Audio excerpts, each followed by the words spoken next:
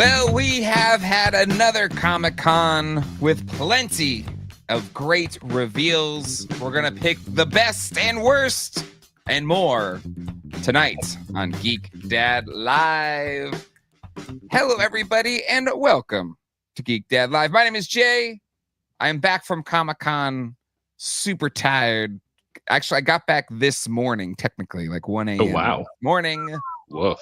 But back here in Raleigh, North Carolina, after a wondrous couple weeks, or almost a couple weeks, in the beautiful San Diego, California. Joining me are folks that everyone was asking, where's Quip? Where's Gary? I was like, oh, they got their own lives. I don't know. I don't control what they do. People were saying I fired Quip. I mean, it was very controversial. We have Quip. How you doing, Quip? I am doing well. I'm not fired. It is humbling to hear people asking. Hopefully, I'll be able to make it out next year. My wife and I are already saving, setting the money aside, gonna get a jump on the reservations and everything. Put it But aside. It's spendy. Well, people will be happy to know that you're planning to come out next year. Gare Bears was at his own convention this weekend. Right. Yeah, my own 4-day hellhole. It was great. That is GalaxyCon for those who don't know. Yeah, not that GalaxyCon was a bad show. It was a wonderful show. It's one of my favorite shows to do every year, but it was me with 29 clients. Here I am being dramatic. So it was a lot to take on, but glad to be here. Glad to have you here, Gary. Thank you everyone for coming here on a Wednesday night. Plan was to do it Sunday. The Wi-Fi was fine for the previous Sunday, but it's probably because nobody was in the hotel. And then on the Sunday, I was like, ooh, this ain't gonna cut it. It's not worth being choppy all night. So we'll just do it when I get back. So thank you, Quip and Gary, for being flexible to do this on a Wednesday. And excited to kind of recap. There's just so much stuff this weekend, and so excited to take a moment to look back on all of it, because it's a crazy Comic-Con this year. Honestly, the busiest and most kind of hectic, not hectic, but just had like that energy about it, like post COVID. Like it just had that level of just tons of people and just crazy stuff going on. Plus there's just so many friends there this year. Like Dole made his first trip, Dan Larson made his first trip, Nostalgia and Box Jonathan made his first trip. There was a lot of first timers there as well.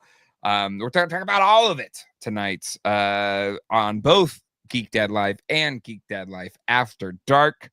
I'm going to tell the Comic-Con story side of it, talk about the party, the Toy Tubers Unite party, which was nuts. I've seen pictures. A crazy night. People are like, where's the video? I was like, nope, there was no video. You have to be in the moment. In the moment, you have to show up. That's what the things are for. There you go. Yeah. But it was just a great time. Mega J Retro fainted at one point, like in a good faint. He fainted in a good way. He was just overwhelmed with happiness. Like I don't even know if he shared why he fainted yet. I don't know. Like I haven't kept up with everybody's stuff. I've tried to just peek into just so much content this week. And I mean, it's just a crazy week. So excited to get into all of it. Let me jump into the chat. Say hello to the chat. It has happened even on a Wednesday night. Hit the like button, everybody, to make sure people know that we're doing this on a Wednesday night. We got Cone Killer Confuser, Arcade Broke. I like that name. A little bit of whimsy. Here, the Mitch, Mecha Man Blade, Chris with all faults, Paul Galliano, who I did see at the Hasbro booth, but is he just as handsome in person as his avatar? Oh, he's very handsome in person. Okay. He's maybe even more handsome in person than the photo. Oh, that's a hot take. I don't know if it's that hot of a take, but I think handsomer in person. Even though he didn't go to the party, the Toy Tubers Unite party, he had another party to go to. So he was had more important things to do, Paul. He's a busy man. He's wanted everywhere. He was really upset about it. I know I'm just making him feel even worse. Paul, we love you, Paul. Hella Geek is here. Sierra Kilo Bravo. Matt Bush is here. You know, I live by a Broadway principle. You know, it's like the show doesn't start till like 6 or 7, 8 minutes late. It's usually Broadway rules here on Geek 10 Life. Make My Marvel Legends, Battle Armor, Dad, Gady's Toys, Toy Geekosaurus, Toy Manoids, Hella Geek, Tony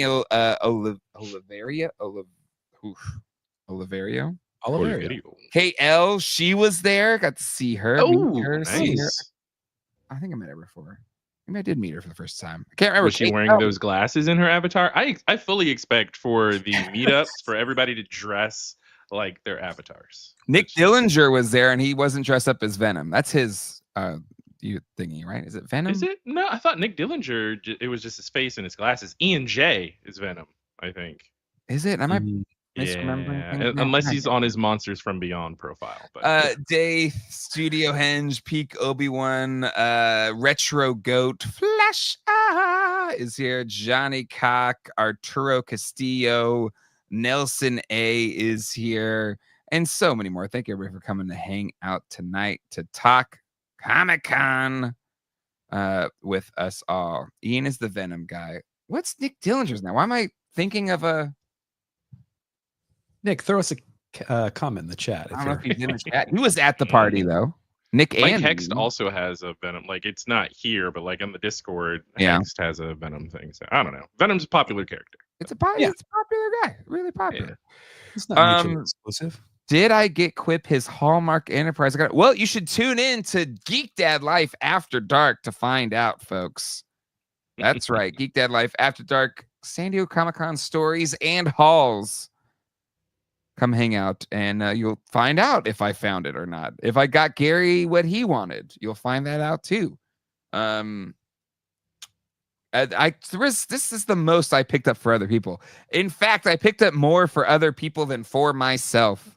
How does it feel? You're like SDCC Santa Claus. How does that feel? Feels great. Feels great. The SDCC SC. There you go.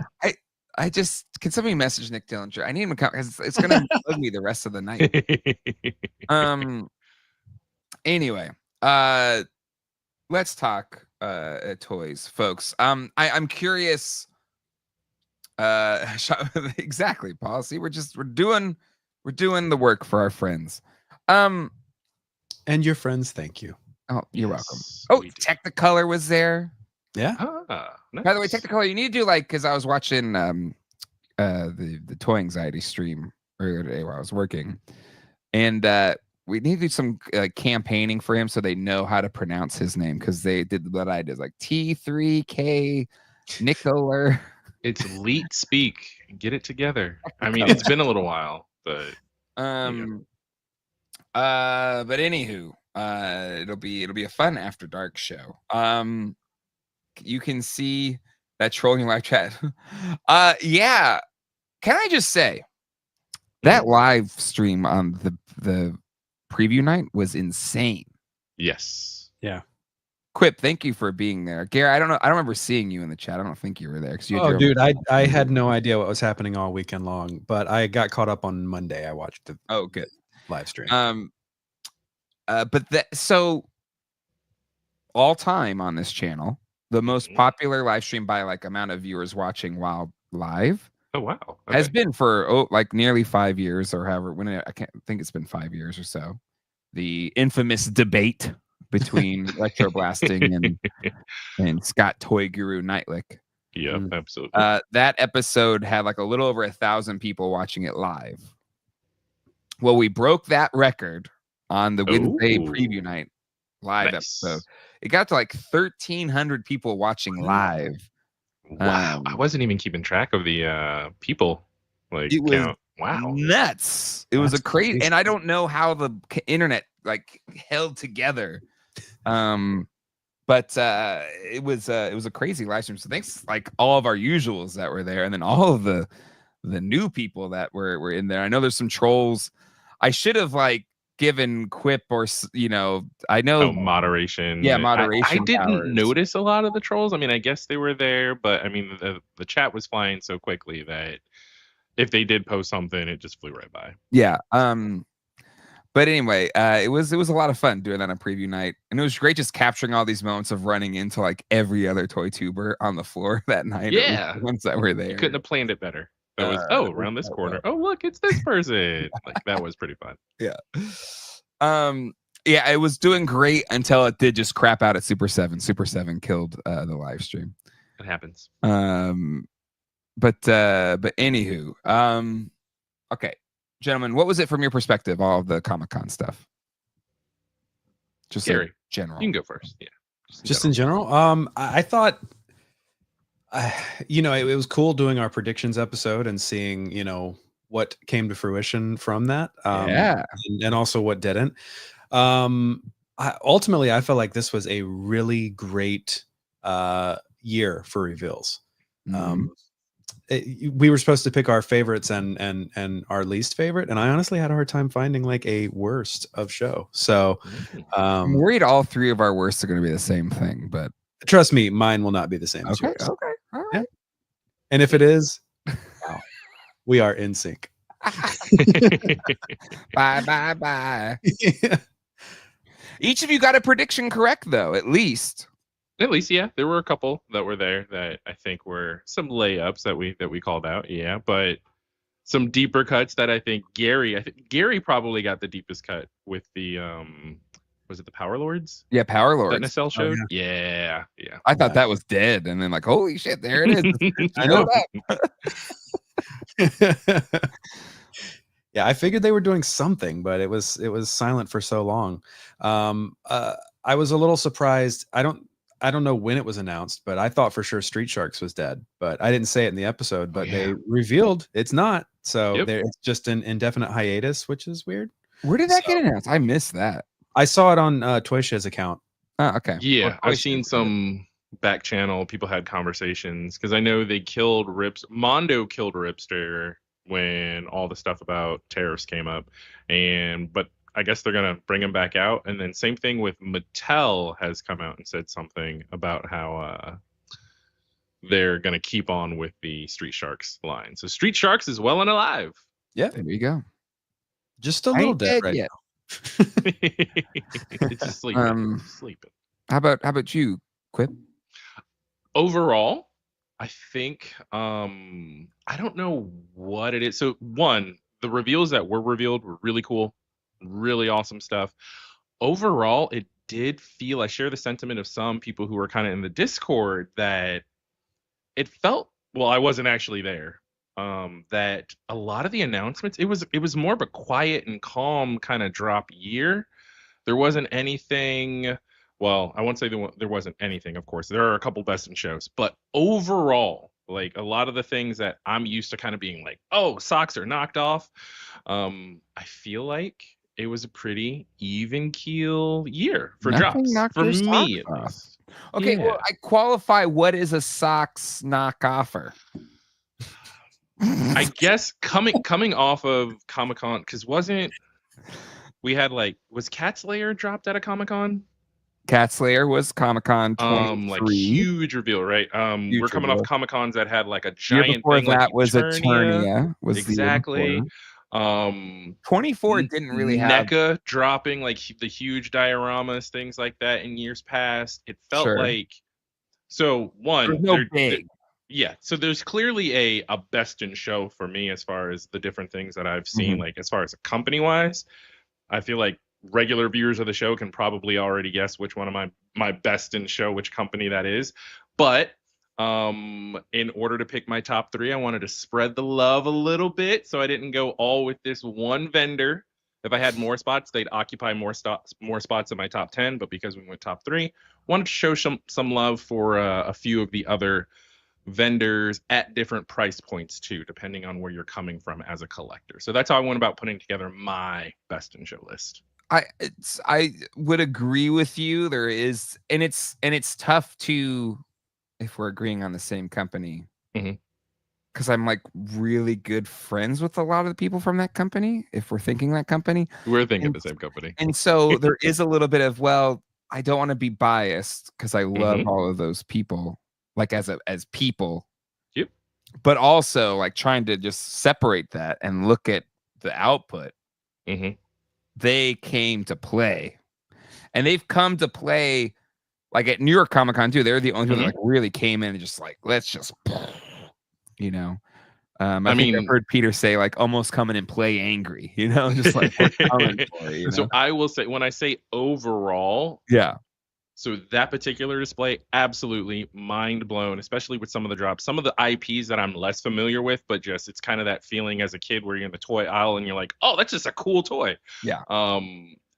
That particular company, absolutely, hands down, by a mile. But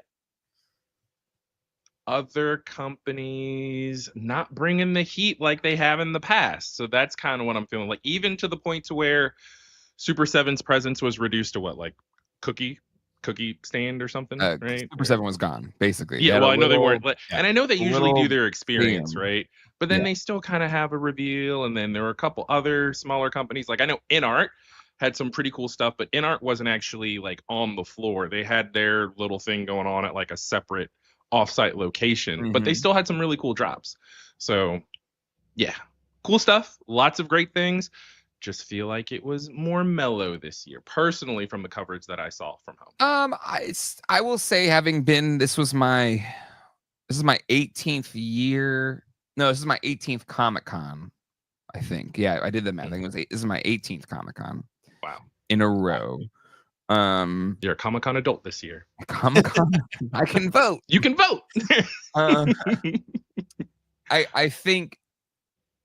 I think this was still really, from all the companies, honestly. Like, I know there was no Cat's Lair or Eternia, which are big things, that kind of take up a whole thing. But the fact that you had a HasLab drop during the convention, you had a Mattel Creations playset that is making up for a last year Mattel Creations playset crowdfund drop during the show. You had movie props from a movie that Masters of the Universe fans have thought is never going to happen. Still hasn't. Props from that movie on display, which was pretty cool. Yeah. And you had sure, Super 7 was kind of non-existent, and there's a lot, we know what's going on there. Layoffs and CEO changes and all that kind of stuff. Not a shocker. And tariffs in general are impacting toys. Like I know across the board that is affecting toy companies, and I've heard it from them, off the record, and it's been on the record. CEOs have said it and stuff like that. So all that being said, I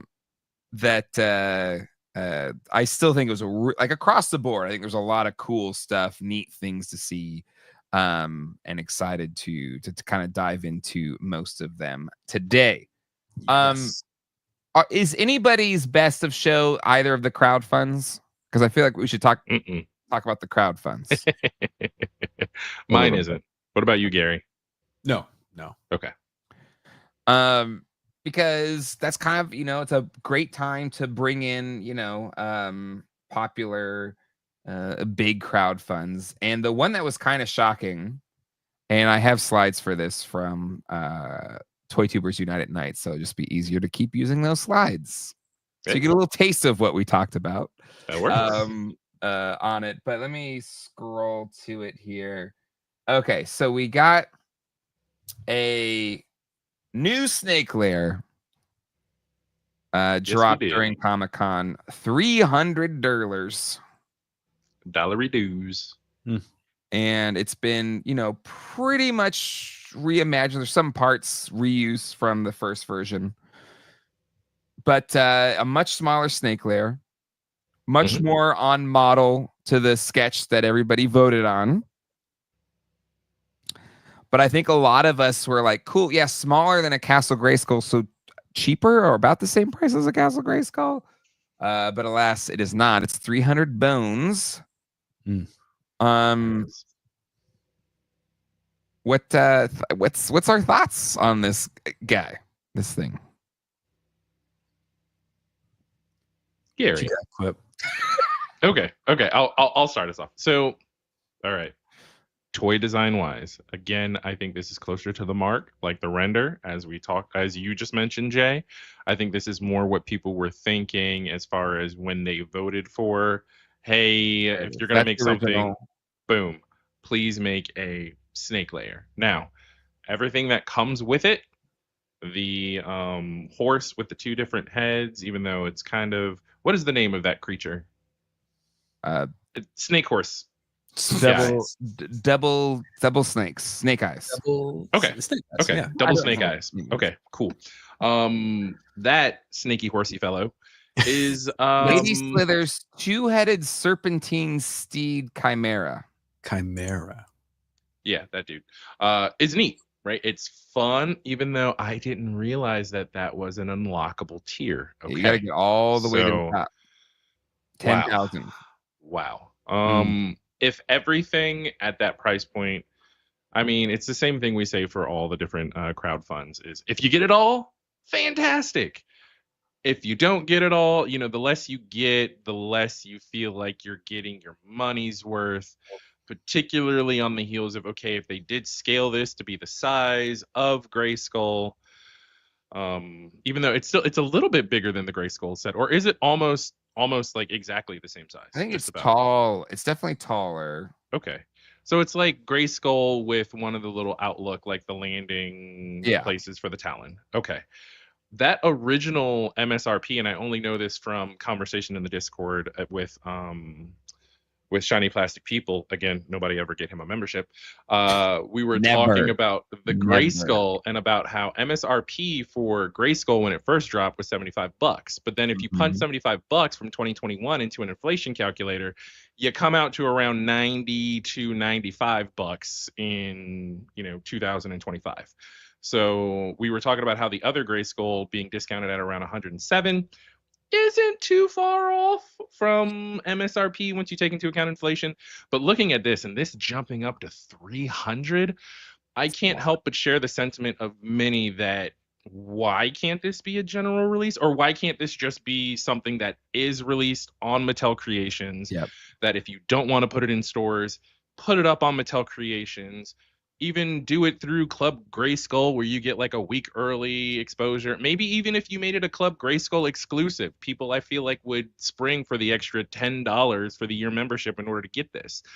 But to make this a crowdfund at $300 and then for all the bits and pieces to be behind all those paywalls and not kind of a choose your own adventure, kind of like Hasbro has gone with the Ecto 1 and with the Cantina today, this feels like a misstep from Mattel.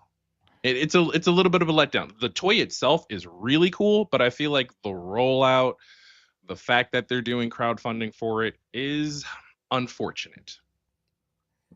Yeah. I completely understand it, right? It's almost and I don't disagree with any of your takes here.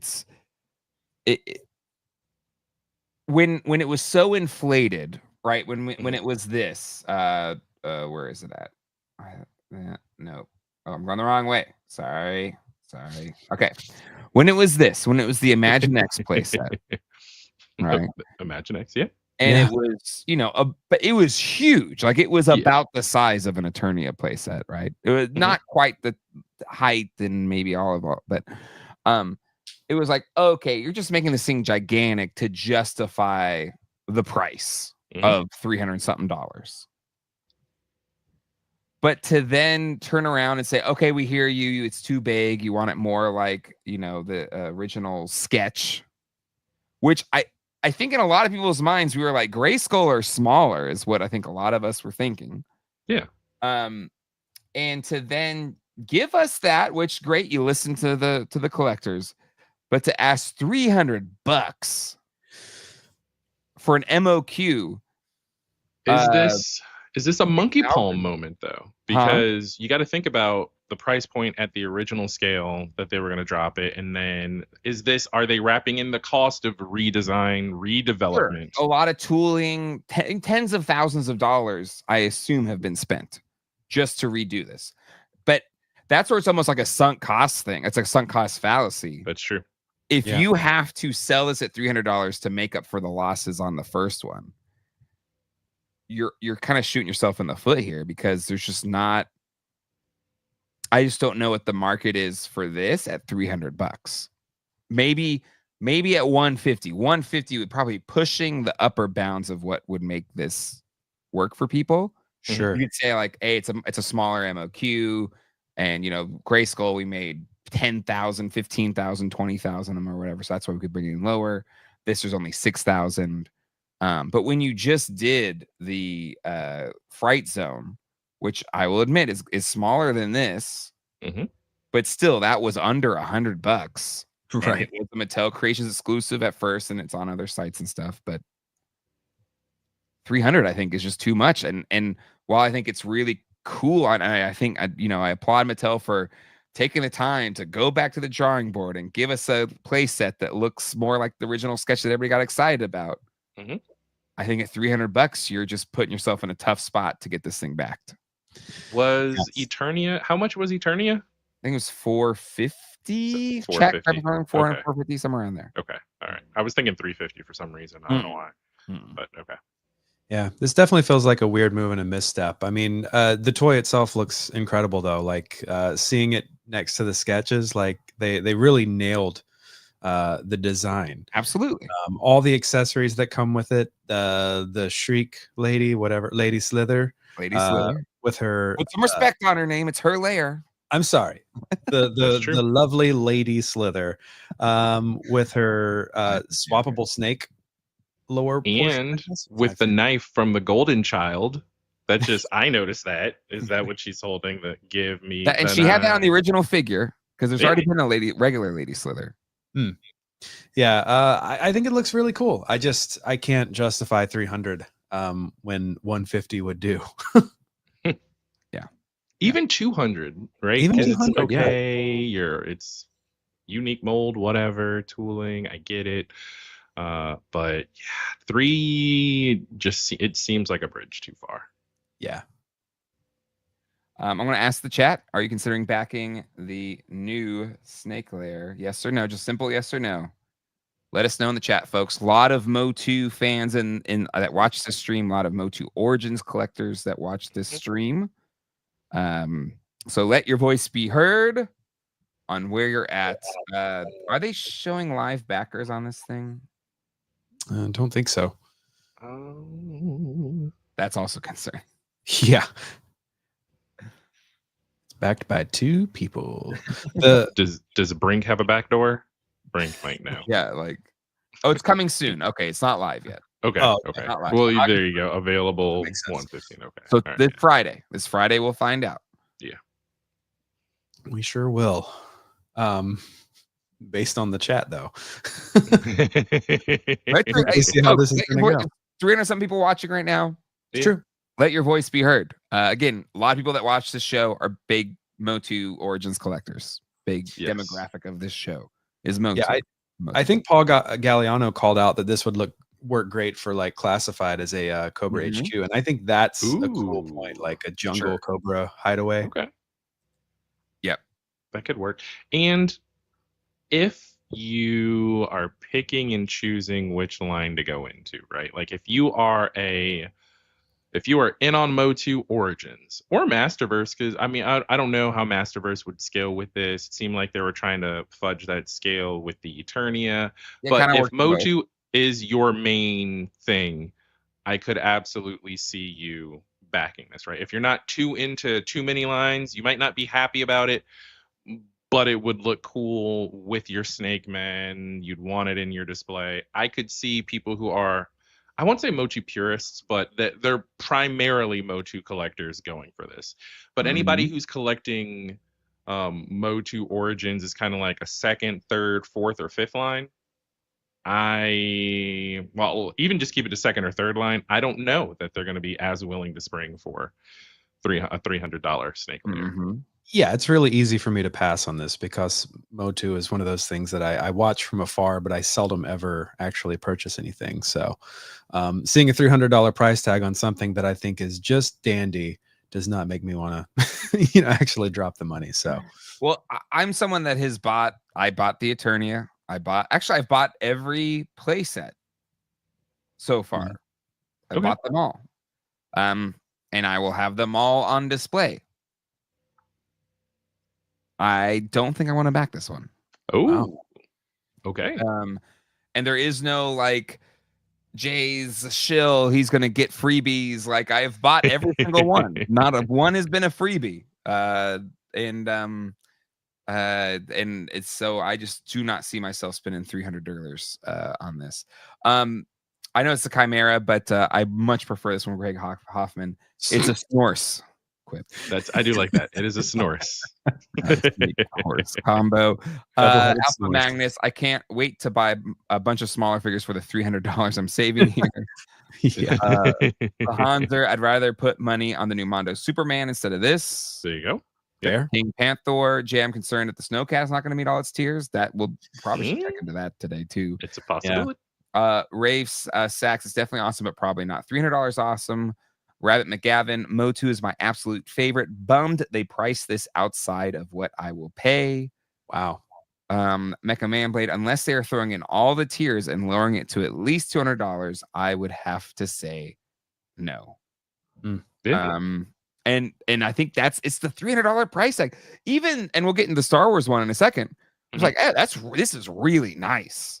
And then you see the price, like, oh damn, I don't know if I can swing that. And that's the Snake Lair. Like, this is really cool. Yeah. But $300, that's a lot of money. In this economy? In this economy. Exactly. In this economy. Ooh, so here's a good question from Flash. Where is it factoring in tariffs, instability? Sure. You don't know what's gonna. Apparently, the de minimis thing just went away again. So because the tiny deal still it's unresolved with these. We've gotten deals with the countries we were friends with anyway. We got those done so far, most of them anyway. That are also now again we've gotten those deals done, and they're still at minimum like 15% more than we were paying before. It's a tax on us, folks. Yeah. Companies aren't going to eat that cost. So yeah, I'm sure there's some uncertainty in that too. Absolutely. All right, let's check in on the poll here. Over 121 votes. And if I am a Mattel employee, and I know there are Mattel MOTU parts of the MOTU team that watch this show, are you considering backing the new Snake Lair? 100% of you, or 121 of you voted. 16% say yes. 83% say no. Man, those are scary numbers. If you're that is not good. Yeah. Yeah. Mattel, I'm sorry. Yeah. If I'm Mr. Mattel, if I'm Matthew Steve Mattel. Matthew Mattel. Oh, Maddie Mattel. Maddie. Okay. And again, this people that watch this show are big MOTU fans, big MOTU Origins fans. Yeah. If you're at an 83% no, 60% yes, that is not a good situation to be in. It is not. And so we can pull up the super chat from Michael right now. As far as he thinks we're yucking some yum here. I will say this: if you can swing it, buy it, right? It's a question of cost versus value. Sure. That's why I brought up if this is your main line and you've just been waiting for this, there are people that are going to be excited. They've been chomping at the bit. Snake Men are their thing in MOTU. They might only collect Snake Man stuff or Snake Men stuff, Snake People stuff, because you got Lady Slither. Come on, Snake People.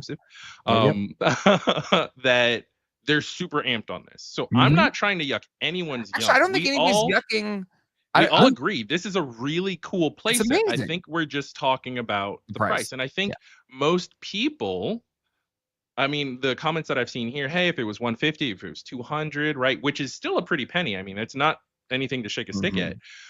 People would say, yeah, I'd totally be in on this. It's a really cool playset. We love the tiers. It's just that cost is the prohibitive factor. Yep. Right. For this particular crowdfund. Yeah, I never want to yuck anyone's yum or try to make someone align with me because, like I say, this is not for me in the first place. So, if people are excited about it, they will get it. I'm certain. But I will say, if that's the sentiment pre the launch day, I would be concerned. Yeah. I would be concerned. Matthew Mattel is sweating right now. Matthew. What's another M name? Matthew Mattel. Matthew Modine Mattel. Matthew Modine Mattel. Old Trip M. Triple M. And then Another big announcement from Comic-Con was the next Star Wars has a vintage collection. I don't know why I keep saying Imperial. It's a Republic gunship. This thing, they had it at Comic-Con. Mm-hmm. It is stunning. Mm. This is one where I would really like this. I love this ship. I think it's a really cool ship. If you're a fan of the prequels, I'm more of a fan of the Clone Wars, animated series. And I bought a vintage one from John's shop because of like my affinity for this ship. And if you have one of the vintage ones or ones based off that design, which is all of the ones up until this one, it's woefully undersized. It does not display the way it's shown, somewhat in the prequel trilogy, but really heavily shown in the Clone Wars shows. So like them going back and giving us like a proper Republic gunship is really cool. And it looks incredible. It does everything you'd want it to do. It's stunning. It's a stunning piece of action figure vehicle thing. Yep. Yeah. But it's once I saw 450, I was like, damn, I don't think, because I was like 300, 350, maybe, but 450, and maybe I'm splitting hairs on $100. I was like, that makes it tough. Yeah. I want this, and it's making it really tough. Yeah, I mean, similar for MOTU with me, like Star Wars is a thing that I just kind of watch from afar. So I knew I wasn't going to get this, but when I saw it in your video that you posted, I was like, damn, that's really cool. And the fact that it's got the swappable face plates and all of that, like it is a good looking toy. But I didn't know it was going to be $450 until this very moment. And so my reaction is, oh, hell no. As is some people in the chat. They almost verbatim what you said. Almost. Yeah. Oh, that's nice. $450? No. Nope. Yeah. Nope. That's really cool though. It's beautiful. Blake, I don't agree with you. I thought it was stunning. To me, having owned one of these, or at least not this one, but the previous versions of them, I thought it was a marked improvement. Even though it's 20% larger, like to me, it was at least 50% better looking than the other ones. But that's just my perspective. But 450, I don't think I could swing this one. But I'll put a poll as well for this one. The chat's demanding the poll. Yeah, you going? Yeah, go ahead, put it up. Back. This is, and even conceptually, like when I saw it, I was like, I didn't know the price at the time, but I thought, oh, okay, this is cool because it's a ship. It's a gunship that also can carry your clone troopers, right? And so it's almost an army builder for your army builders. I feel like people who, if they have the means, that they would purchase multiple for their display, but which is so expensive. It's $1,000 by the time you put two on there. Yeah. So price tag aside, this is really cool. It's really neat. I love that what they're adding for backing this project for the other tiers. Is this one where the Jedi are unlockable tiers, or are they following the like Ecto one? No, those are unlockable tiers, I believe. Okay, all right. So they've gone back to the traditional sense of. So Coleman, Trebor, 10,000, Sace, 10, 12,000, and Asian Kolar, 14,000. Right. Okay. So those are the unlockable tiers. Those being the tiers for this particular ship, I think that's clever from the perspective of the people who are going to be in the market for wanting a gunship that can also carry multiple clone troopers or have already army built. Like they have clone troopers waiting and ready for loading up on this. So it's cool that they included those two pilots, but I feel like the people who collect the different types of troopers might be a little more upset had you included some other new, rare, unique types of troopers behind the different tiers, right? To have the Jedi that are assigned to the different gunships to fight along with the Republic, this pre-Order 66, I think that's clever. To me, that's what I'd prefer. And so I know you're thinking like, oh, you have your clone troopers. Like to me, like I want Anakin and Ahsoka and like Obi-Wan like kind of hanging on inside, with some clones in there as well. Maybe Rex too. Like to me, like this is a ship that's perfect for like a little Clone Wars diorama, Like to me, it's like the Ghost was cool. I have my Rebels diorama that has the Ghost and my Rebels crew. And I have my Millennium Falcon for my A New Hope crew. And then and so when I look at this, I'm like, cool, I have a ship to kind of build my Clone Wars diorama around. That's how I kind of see this ship. Right. Yeah. And so that to me is where I see the value in it. But it's so expensive. I'm like, damn, I still haven't taken.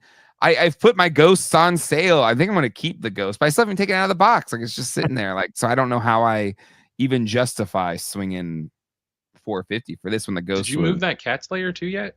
I did move the Cat's Lair. Okay. All right. So now you got to get rid of another big thing before you even, Yeah. So I'm like, if I'm keeping the Ghost, maybe I should get this. And I was like, $450. Nope. Maybe I probably won't. Fair enough. So the poll, shocking. Okay. Well, I'll wait till it gets to 100 votes. Almost at 100 votes. On there. So get your votes in. Blake has some thoughts. Wow. Not holding back. This is a terrible HasLab. A Sandcrawler would have already funded. I don't know. I feel like there's a generational bias for you there. Like I'm not trying to like age shame you or anything. But there is a fan base for like Clone Wars prequel era vehicles. Mm-hmm. And I see it. I see a vision towards it. But you could be right that the people with more funds and more desire for big vehicles are going to be original trilogy fans. Mm-hmm. But I don't even know if like a gigantic Sandcrawler that was $600 or whatever would have been funded pretty quickly. But I could be wrong. Ewok Village, seeing a lot. Ewok Village. Yeah. My guess was the Death Star. Death Star would have been a slam dunk. Would have been. This isn't bad though, but yeah, Death Star would have been cooler. I think I would have preferred a Sandcrawler myself, but yeah, I mean, again, the audience for this show skews older for sure. Yeah. But I'm sure there is like a Clone Wars prequel era generation that'd probably be more inclined for this than a Sandcrawler. Maybe. I could be wrong. No, I could be wrong. So I'm gonna end the poll. More votes than the Snake Lair. 129 votes. Okay. Only 7% said yes. Whoa, that's low. 92% said no. So two woefully unpopular, at least just by these polls. Yeah. HasLabs or crowdfunds, I should say. Matthew Mattel and Harry Hasbro are not having a good night. Harry Hasbro.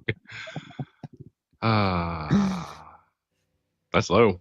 Yeah. I think that's fair. There was sand, and then what's this? Dwight. Which Star Wars movie haven't they gone to a planet that's got sand in some form? Yes, but everyone was saying, "Oh, Sandcrawler, Sandcrawler, Sandcrawler." I was like, I think Republic Gunship because Geonosis was very sandy. But I think the price is just too damn high on this. Way too high. Yeah. $450 is way too much. $300 tops. Agreed. I like the little stand for it though. I think that's nice. Again, I think this thing looks phenomenal. Yeah. Just same thing, just too much. Yeah. And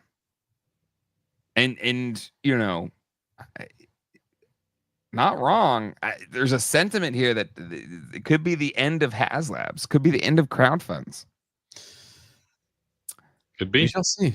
Or maybe put a pause in it for a little while, like we've said in the past. Like, just give us a little bit of a break and see what happens in a year or so. But I think people ultimately, I mean, apart from the ugly Sonic online uproar, most of the time these bigger corporations will listen when you vote with your dollar, right? Yeah. So if you show them you're not going to pay for it because you might love the design, but that threat that they're dangling, actually, now that I'm kind of riffing, the threat that they're dangling of, yeah, but we never will come around to this again, and you'll never have another opportunity between third-party creators that are putting out different vehicles, between the increase in 3D printing, and even the fact that particularly Hasbro actually revealed a couple figures at SDCC. They revealed a few of those figures that were associated with Engine of Vengeance that they said, we'd never make these, and now they're dropping them. So even if you're a collector, say you're collecting Jedi and you see those 3 characters and you're thinking, oh my goodness, in the past, had Hasbro not established the pattern of still releasing those figures, you might even spring for this crowdfund thinking, there's no other way I'm going to be able to get this. Yeah. But they've shown their hand of, wait a couple years, they'll drop it anyway. So, Yep. Yeah, that's another factor. It almost like this will be the inflection point where you're asking for too much money, and again, you vote with your dollar. Yep. And this will be a big, I think people are asked, somebody said in the chat, like you're around the industry enough or whatever. If these fail, what does it say about the toy industry? I think it calls it as it is. The added price, and for whatever reason those prices are in there, tariffs or greed or whatever, but we know it's tariffs are a big part of it. Eventually collector, like we are there's a finite amount of money we have to spend and space. Yep. But I think more just the cost. And these just feel too, like we have an idea of value in our head, and if it breaks that rule, and there's not a lot of logic behind it, because none of this that's behind me or everything behind Gary or barely anything behind Quip, like, like there's no real logic. There's no actual logic. Maybe Quip's the only one that has actual real logic in terms of how he spends his money. But even my rules are made up. Yeah. But we do have a logic in our heads of just like, I'm willing to do this stupid thing at a certain level, and then once it crosses that, then we're like, well, no, I'm not. It's stupid. I'm not going to pay that. And that's where I feel like we're getting at with a few of these crowdfunds for sure. Absolutely. Yeah. All right, it's time. Best and worst of show. Let's move past these overpriced HasLabs and crowdfunds. I have a lot of things that I love, but I was there. I lived it. I breathed it. How did it smell? Don't answer that. Stank. It's just that you get sweaty so fast. Yeah, that's the problem. Yeah, you can be deodorant up to high heaven. It's true. The stink comes down fast. It's hot because there's thousands of bodies in this small space, and outside of that, the world's on fire. So I will just say, hold on, just real quick, time out. About the world on fire. Okay. My hometown, America's finest city, San Diego, California. This weather was some of the most perfect weather I have ever had at Comic-Con. Really? Ooh. It was 65 at night, 74 peak afternoon. Wow. Breezy. Did Governor Newsom turn down the thermostat because he knew Dole was coming? He was like, ooh, Canadian, we got to roll out the red carpet. Everybody else did. Why wouldn't Newsom control the weather and bring the temperature down a bit? It was breezy. Like there was a breeze the whole time. It was incredible weather. Like I'm so thankful that all of my friends that went for the first time, and a lot of times like, oh, San Diego, it's perfect weather. It's perfect weather. It's perfect weather. And they feel like I'm just talking out of my ass. I'm not. It usually is. But it's July. So sometimes it does get hot, like it could be in the 80s or something. But this was just chef's kiss. Amazing weather. Meanwhile, in Raleigh, it was absolutely awful everywhere. It was terrible. Over 100 degrees, right? It was awful. Yeah, like my coworkers who came here from California were like, how do you live here? I'm like, well, it's not normally like this.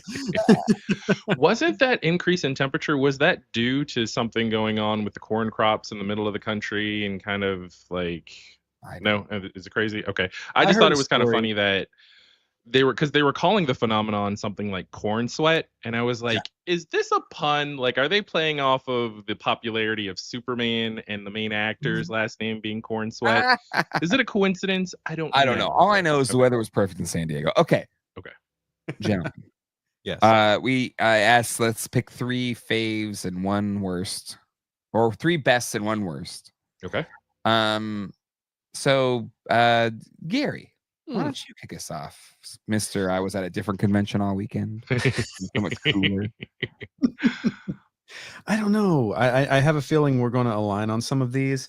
So I'm going to start with one that I don't think you guys picked. Okay. And that would be wave 2 of the Jada Scooby-Doo figures. Okay. All right.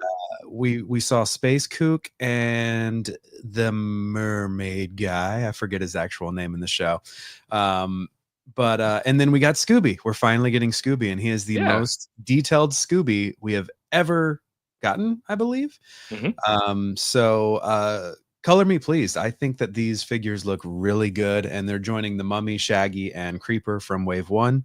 And it looks like, well, at least with the Creeper, we're going to be getting unmasked heads as well as masked heads, which I think is such a nice addition that they couldn't do in the early to mid 2000s whenever they were giving us Scooby figures. So, yeah, I love the way that these look. Yep. Yeah. Whose prediction was the Scooby? Was it you, Gary? This was Gary. Yeah. We had the prediction for the Scooby. Yep. And I was thinking it. So I know you said you wanted to see the Tiki Dude. Yeah. I was thinking, and I couldn't think of the name at the time. But Space Kook is who I was trying to come up with because of that iconic like still shot of him during the opening credits. Right? So iconic, yeah. So it's cool that they went with a Space Kook for Wave 2. It's if they keep the formula of 2 monsters and then one of the main Mr. Ink gang, I think, you know, Jada's knocking it out of the ballpark with all the stuff that they're putting out right now. Yeah. Good. So good. And as long, and I have faith in them. The risk, Super 7, is like if you don't put the mains out right away and you don't finish the line, Super 7 sequence, like it is kind of it's a sad situation, but I have faith that Jada will do it. And so I love that we're getting so many creatures because we've gotten the main Scooby-Doo people 100 times. Exactly. It's more important to get to all of the creatures, and so it makes us really, really cool. Yeah, and that's exactly why it's going to work with the Scooby line. Sorry, Gary. I think you were saying. Go ahead. Oh no, I was just going to say, and if the series dies before 5 waves, I'm going to be really upset. But you know,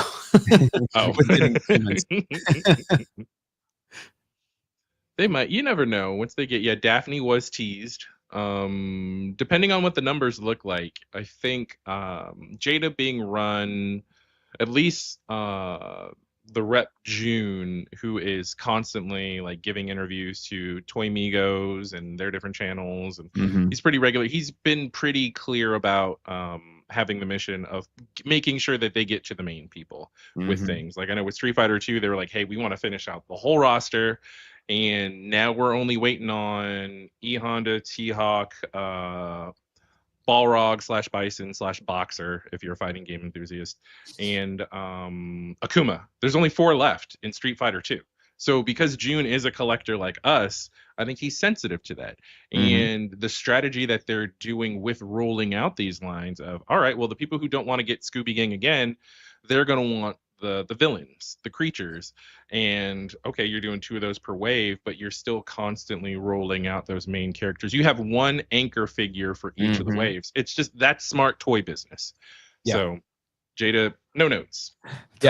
Smart toy business. I love it. Sea Demon is the character. It's such a random like get, because whenever I think of iconic Scooby-Doo villains, I don't necessarily think of Mummy or Sea Demon, but it's kind of like cool. Like they're giving us a primary villain, a secondary villain, and a hero in each one, and I think that's a really cool way to do it. Love it. All right, Quip, what's your first best of show?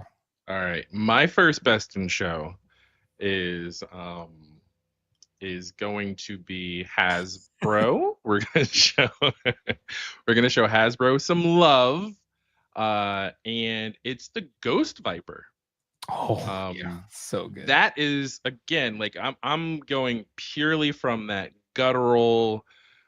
Is this cool or not? Because I don't collect classified, but I saw that figure and I was like, oh, who dis? Like, this is a really cool figure. Yeah. Really cool animal constructs. Mhm. I didn't even, and when you talk about hitting visual notes, as soon as I saw that, no backstory or whatever, just from my familiarity with reviewing some of the other reveals, I was like, oh, these dudes look like they could flank Crystal Ball. And then, of course, sure enough, that's exactly who they're designed to go with. But Mhm. those Ghost Vipers, really cool figures. Yeah. It just translucent green and just the interchangeable heads. It's so cool. It's such a cool toy. It's just a really good toy. Beautiful. I love this from Emperor Antonio of Seatopia. Quip, don't hype up the Ghost Viper. You go on competition. Fair enough. I just calling it like I sees them. It's just a cool figure. Hieronymus Hasbro strikes again. Hieronymus Hasbro. Hieronymus, there we go. Yes, and these animal heads are all new sculpts. Exactly. It's just beautiful. Beautiful. I will say that Hasbro is making it very hard for me to stay out of the classified line, because with this and the Scorpion figure and the sci-fi figure, cool. I'm like, oh, why did I get out? Again, this is one of those things where it's like, okay, well, if I get that Ghost Viper could even go really well, or at least the accessories could go well with a Mysterio figure. Oh yeah, right. Or if you're collecting classified, again, strategy in, strategy out, you just like kind of the magical, mystical, villainy type area, then just get Crystal Ball and a couple of these dudes. That would make for a really awesome shelf display. Agreed. Just really good. Honestly, across the board, G.I. Joe reveals were really, really good. But this Ghost Viper is so freaking cool. It's so freaking cool. It's like a Halloween thing, but not. It's so much fun. All right, let me go to my first best, and it might just be the best around. No one's ever gonna keep them down. And this may speak to Quip's Donatello heart. But Mondo's reveal of their 12-inch scale Teenage Mutant Ninja Turtles line.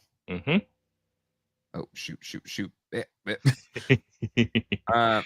Yes. Zooming. I've lost it. Sorry. There we go. There you go. Is incredible. This thing, and I there's been tons of booth walkthroughs on Mondo. I did one. So I did on preview night, YHS, Pixel Dan, like Mad Hatter. So there's plenty of footage out there of this thing. And I don't think any of that footage, mine included, captures the beauty of this sculpt. And I think it's Brandon Gash did the sculpt on this one. Yes.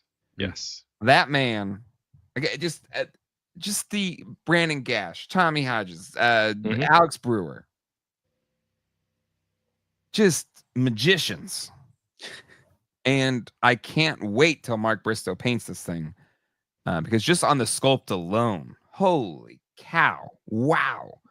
I will say, I don't know if you started with this figure because you were afraid that Gary or I might call it out, because I was trying to do the slow build to number one. This is my number one figure. This is right here, as far as all the reveals, like you said, speaking to my Donatello heart, they started with the best turtle. The fact that Brandon Gash, just again, rock star, awesome. Also, fun news that was recently released that Hatter just shared is that he got Brandon Gash to do the Hound of Tarjay. Like, he's going to be sculpting the Hound of Tarjay for the Flipboard line. Yeah, I don't know. I gotta ask. I didn't ask Near if that was negotiated at the Toy Tubers Unite party. I mean, I saw the picture at the Toy Tubers party where he was like, "Hey, yeah." But just huge fan of what Brandon Gash is doing with everything, whether it's his work on Ripster, whether it was the work that he did with Nayself for the Cowboys of Moo Mesa, whether it was some of the concepts that are floating around there for SWAT Cats, which I hear are being turned into figures now. I mean, that man has not had a misstep from what I've seen. Like, he is on fire right now. And that Donatello, that Ninja Turtle, as far as being a Turtles guy, right? So we talked MOTU, we talked Star Wars. I'm a casual in those areas. Being a Turtles fan and seeing these sculpts and the fact that exactly what I think Peter is kind of like thrown out there, and they said that Mondo was trying to kind of capture their own lore with this, but as far as encapsulating the what's the word I'm looking for? Not quintessential, well, quintessential for lack of a better term, peak, if you will, likeness of, you get a little bit of your cartoon likenesses, you got a little bit of the similarity from the movies, you got some similarity from the comics, you got some from the games, like these. Even with the way that you're going to be able to switch up the loadout, it reminds me of the DLC from Injustice 2 video game, where you could play the Ninja Turtles and then kind of modify them with some of the add-ons that you would get from some of the unlockable things. But just looking at this figure, and then even of course bringing in some of the toy stuff, this is an amalgamation of just Turtles fandom. And so very rarely does a figure come along that makes me completely rethink my entire collecting habits. Because I'm thinking from a space perspective, also preparing from a money perspective of, okay, 4 Turtles, because I'm thinking the way that I collect, right? So one, I'm still definitely all in on Toxic Crusaders, and I'm hoping that Mondo eventually gets around to like an 8-inch soft vinyl Toxic Crusader. I would love that. That'd be cool. But these figures, I'm thinking of completely dipping out of the NECA cartoon, like selling off all my NECA cartoon stuff, all my NECA movie stuff to clear space, raise funds, and making these Mondo Turtles like my Turtles collection, because they capture so much in just this likeness. It does everything. That's the angle, and that's what Mondo is kind of found their niche, you know, in a way where, okay, we know these are big and we know they're expensive, right? That's what it is. Yep. But we're gonna do our damnedest to make this the definitive thing that's on your shelf. Yeah. And I could say that about just about everything they put out. It's expensive, but we're gonna make it the definitive thing on your shelf. And again, for going back, IP, you know, going back to the arbitrary rules that we set for ourselves. Yeah, we just got finished. We just got finished talking about how $350 for this playset and all these. Well, maybe for all these figures and everything. We know this figure at 1/6 scale with the likeness, with the quality that they put into this figure, is going to be close to 300. We know it. I've come to terms with it, as the chat has already said. Okay, for the 4 Turtles, you're talking $1,200. But again, I'm tailoring my collection to that. If I'm selling things, I've got a larger quantity, but I want to focus on quality of. I already, because I'm measured in my collecting habits and I'm very particular about what it is I do bring into the collection, I'm okay with that. And so again, your mileage may vary. My mileage with Ninja Turtles is a little further than it is with MOTU or with Star Wars. So I'm completely okay, come to terms with it. And I'm doing the financial planning to be a responsible collector in order to pick up these toys. Yeah, no, I agree. So freaking good. So yeah, Attack Peter's in the chat, by the way. Good to see you, Peter. Where he did want to plus this one here. Brandon and the Kacheriks are sculpted initially. Okay. Not mentioning that they did the concepts and initial sculpts. Brandon sculpted the rest. Brandon will be sculpting the next ones as well. So there you go. Bravo to the Kacheriks too. Thank you for making sure we're recognizing all the people that are working so hard on this. They bring in the best. Like these are, you know, like, so anyway. And Attack Peter, I don't know if you were in the chat the whole time, but Toxic Crusaders soft vinyl. If they aren't already thinking that would be kind of silly, to be honest. But, you know, licenses and all that kind of fun stuff. Exactly. All right. Well, we got 2 for 1 on that one because that was both on Quip and I's list. Damn, I got to. How did I get the reactions on this? I don't know. Why don't you kick us off with your number 2? Me? Yeah. Oh wait, is Or it Gary? Gary. Did I skip Gary, it? yeah, you said yeah. Let's Sorry. do And you Gary might, because I just you might as well just open that back up and click one to the left or right. I think you know which direction. Oh, I know which one it is because I know what you picked up for Holothon previously, so I already know. As soon as I saw it, I was like, We're talking about the "That's Garfield. Is Gary that what we're all talking day." about? Oh yeah, yeah. The Okay, Ninja all Turtles right. Garfield. Yep. Hold on, I got them right here for you. Go Oh, off, man. King. What do you got? So yeah, like the long rant that I went on whenever I got the plushie of this. This is from a one-page comic book crossover in one of the Teenage Mutant Ninja Turtles magazines where Garfield meets the Ninja Turtles, and then Odie comes in, and he tries to send the turtles off to go fight crime while he steals their pizza, and then Odie comes in and screws it up because he put the helmet on his head instead of his back. And we get all of that in these two toys. And I love that they're giving it to this to us. I've not really bought any of these this particular line of NECA Turtles, but this is 100% on my list. I love the love that it's getting out of seemingly nowhere. It's from somewhere because like I think Pixel Dan, because we did at the end of the Toy Tubers Unite. I don't know if he picked it then or he did it during his section of the panel. But he's like, this is my favorite of the show. Like, this is a lot of people's favorite of the show, like low key. Yeah, that's so cool. Yeah, I mean, it's totally left field, but it's great. Yeah, Garfello is the name he goes by in a little comic strip. So, really cool. Yeah, when they announced this, I was very, very happy. So, yeah, no, it's so cool. Such a great little. It's a cross license thing. But they also pulled it off really well. And yeah, this is really cool. It's really, really cool. Pizza is lasagna adjacent. So especially when you stack it like that. He's basically layered the pizza like it's a lasagna. So that is true. There you go. Yep. While I'm waiting for the Boss Fight Studios Garfields to come out, like this is buying some time. I kind of just want NECA to do a Garfield line, right? I would love that. Yeah. That would be cool. It's really good, but it's kind of spendy for what I'm assuming is going to be not a very large figure. So that's the thing. Like, it's scale. The only problem is like accessories. I mean, sure, you throw a lot of accessories in, but it's going to be like $35 for this set. Yeah, I know. But I'm prepared. But I wonder if we'll see. So this gives you the shell Odie. I wonder if we'll get different heads of Odie as well. I mean, I know the shell is the primary image that's there. But what else might they throw in to kind of fill it out a bit? NECA is good for that from an accessories perspective. So yeah. I'm curious to see, or maybe they'll make it just a little bit cheaper than the average releases, but that seems unlikely. So we'll get into this. This might be, I don't know if it'll be enemies list, but Christopher Pashard, $2 super chat. I'm excited for the MOTU Master vs. Mesquite tour.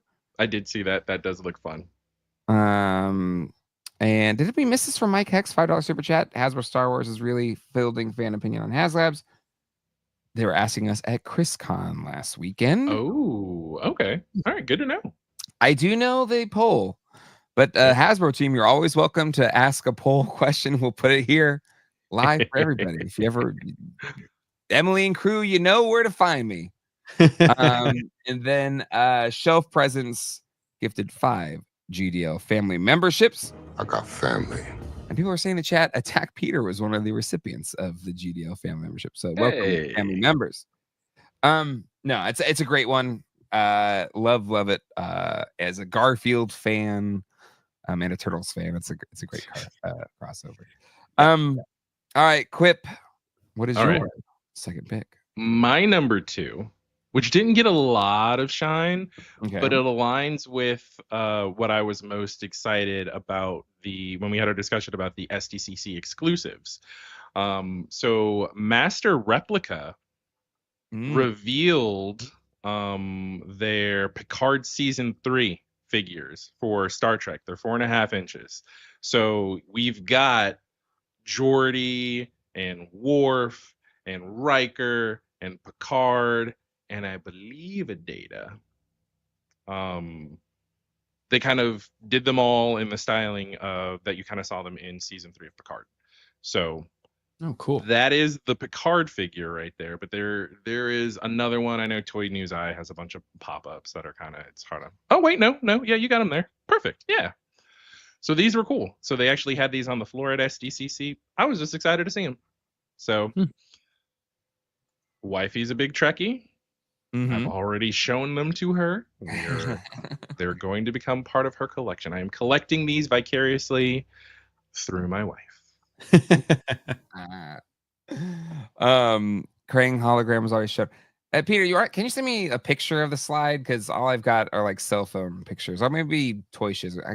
The thing is that the Mondo panel is the same time as my Lost panel, so I didn't get to go to the Mondo panel, unfortunately. Okay. So I had to live vicariously through everybody else's pictures. But no, I mean, this is cool. I kind like. I've never bought an action figure for Master Replica before. I haven't either. Have they, like, people in the chat, has anybody bought a Master Replica action figure before? I just don't know. I have no feel for the quality of like their stuff. Like if it'll actually turn out pretty good. People in the chat, let us know. But I'm happy. I'm happy. You know, the Playmates tried again to do Star Trek. It didn't go so well. I think there was reasons for that, not just because of the IP. Yeah. But there's been like McFarlane. There's been quite a few toy companies post Playmates original run in the 90s that have tried to do Star Trek action figures post that original success of the 90s. That just haven't been able to make it work. So kudos, like Nacelle is doing it, right? They're larger scale figures than these. And I saw those in their booth. Some fun figures, but you know, I don't know. They look good in the pictures though. They look good. Yeah. So I don't know. This would be my first venture into Master Replica. Like you said, so the Nacelle, I've seen some of those Nacelle with their selection of figures. It's kind of, you know, it feels like a Brian Flynn approach, but Star Trek fans are actually excited about some of the figures that they're dropping. Some of the characters that you really haven't seen figures of too much. Like I know I was actually, as we were looking at these, I was sharing the Wei Yun figure from Deep Space Nine, and my wife was like, "Yeah, I'd want a Wei Yun figure too." So, and she's a collector, but very specific about what she collects too. And she was excited for to see what's coming from Nacelle, and I'm excited to see really how these kind of pan out. They don't seem to be all right. They're no Ghost Viper where people are rushing and am I going to be able to get them? And if I wait, will I ever be able to purchase them on the aftermarket? So casually collecting, maybe wait for a couple of the reviews to come out, even if they're sold out and I got to pay a little bit on the aftermarket. It's fine. I'm not sweating these so much, but I do know I have plans to add them to our collection. So yeah. I'm watching the number of people viewing it right now dropping. So I don't know if that's people who are watching on this stream. Well, it just jumped back up. You don't want to lock into the view can. I can throw you off. Okay. Don't No, on the Master Replicas website. Oh, okay. Right now, 11 people, 15, 18. Oh, I see it. Yeah, it's like jumping around at the bottom. That's funny. It's the Geek Dad Life bump. It's a real thing. It's gotta be. Yeah. Hey. But if you do get these Quip, you gotta let us know how they are. They look decent, but the shoulders look a little goofy to me, just with the rounded, like slightly more rounded than natural. Yeah. And not sure if that's Frakes or Timothy Oliphant, but you know, it is. That's fair. It looks like Jonathan Oliphant. Jonathan Timothy Frakes. Yeah. So I'm worried now that all three of mine are gonna be Mondos, and I can't do that. It's not fair. It's not fair. Okay, so you're gonna try and spread the love? I'm gonna try to. Okay. I'm gonna switch it up a little bit. Let's go to old Mattel. Because I do think their tooth and God, it's hard to do this because I think the Mondo ones are better. But I do want to give some love to the 2000X Mattel figures. Why punishing us for crushing? I know. I'm sorry, Peter. Because all three of mine can't be Mondo picks. It's too much. And we all unanimously have already said in one way, shape, or form. I mean, we danced around it, but yeah, Mondo by far knocked it out of the ballpark. You guys are best in show overall Wait, as no, a company. spoiler alert! Don't give us best No? in show already. We can't just No, be don't handing give, out okay. all willy-nilly. Okay. All right. Close the show with best in show. And for what it's worth, my next one is Mondo. So maybe I will take one of yours, Jay. There you go. I bet I will. But no, I was really, really pleasantly surprised by the Origins cartoon collection going into 2000X, right? I love the 2000X cartoon show. Was a fan of it when it was airing in the 2000s. Love that original toy line, or not the original, but the 2000X toy line. Four Horsemen, early Four Horsemen sculpts. But the thing that you would admit about the Four Horsemen sculpts, and even Mondo stuff, which is just beautiful. It's like kind of taking that NECA Staction Four Horsemen inspired ideas and putting them in the modern world. None of those capture the animated look of that show. And so what I think this does really well is, for the first time, not just give us rad designs based off of 2000X and what the Four Horsemen did, and just give us figures based off of the original animated show in the Mike Young production show. And for that, I think this is a really, really good toy line. The Filmation toy line our Filmation era of the cartoon collection didn't really do it for me. I'm not a huge Filmation fan. I'm much more mini comics, a much more mini comics lore and style fan. But big fan of the Mike Young production and animated style. So it's really cool that they're doing these. They all look really good. A lot of new tooling. The deluxe figures are just big figures.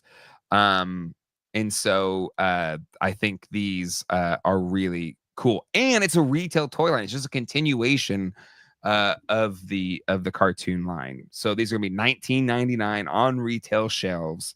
They look great. And so if you're collecting on a budget, these are incredible. I think really excited for this toy line. Just when probably people were kind of losing steam on MOTU Origins, I think this is the move that kind of gives it some more juice. Whereas like other areas it was slowing down a little bit. But what's your thoughts on these? I think they look really cool. I obviously I won't be buying them, but I think that they look really great in this style and in this scale. Emphasis on Roboto.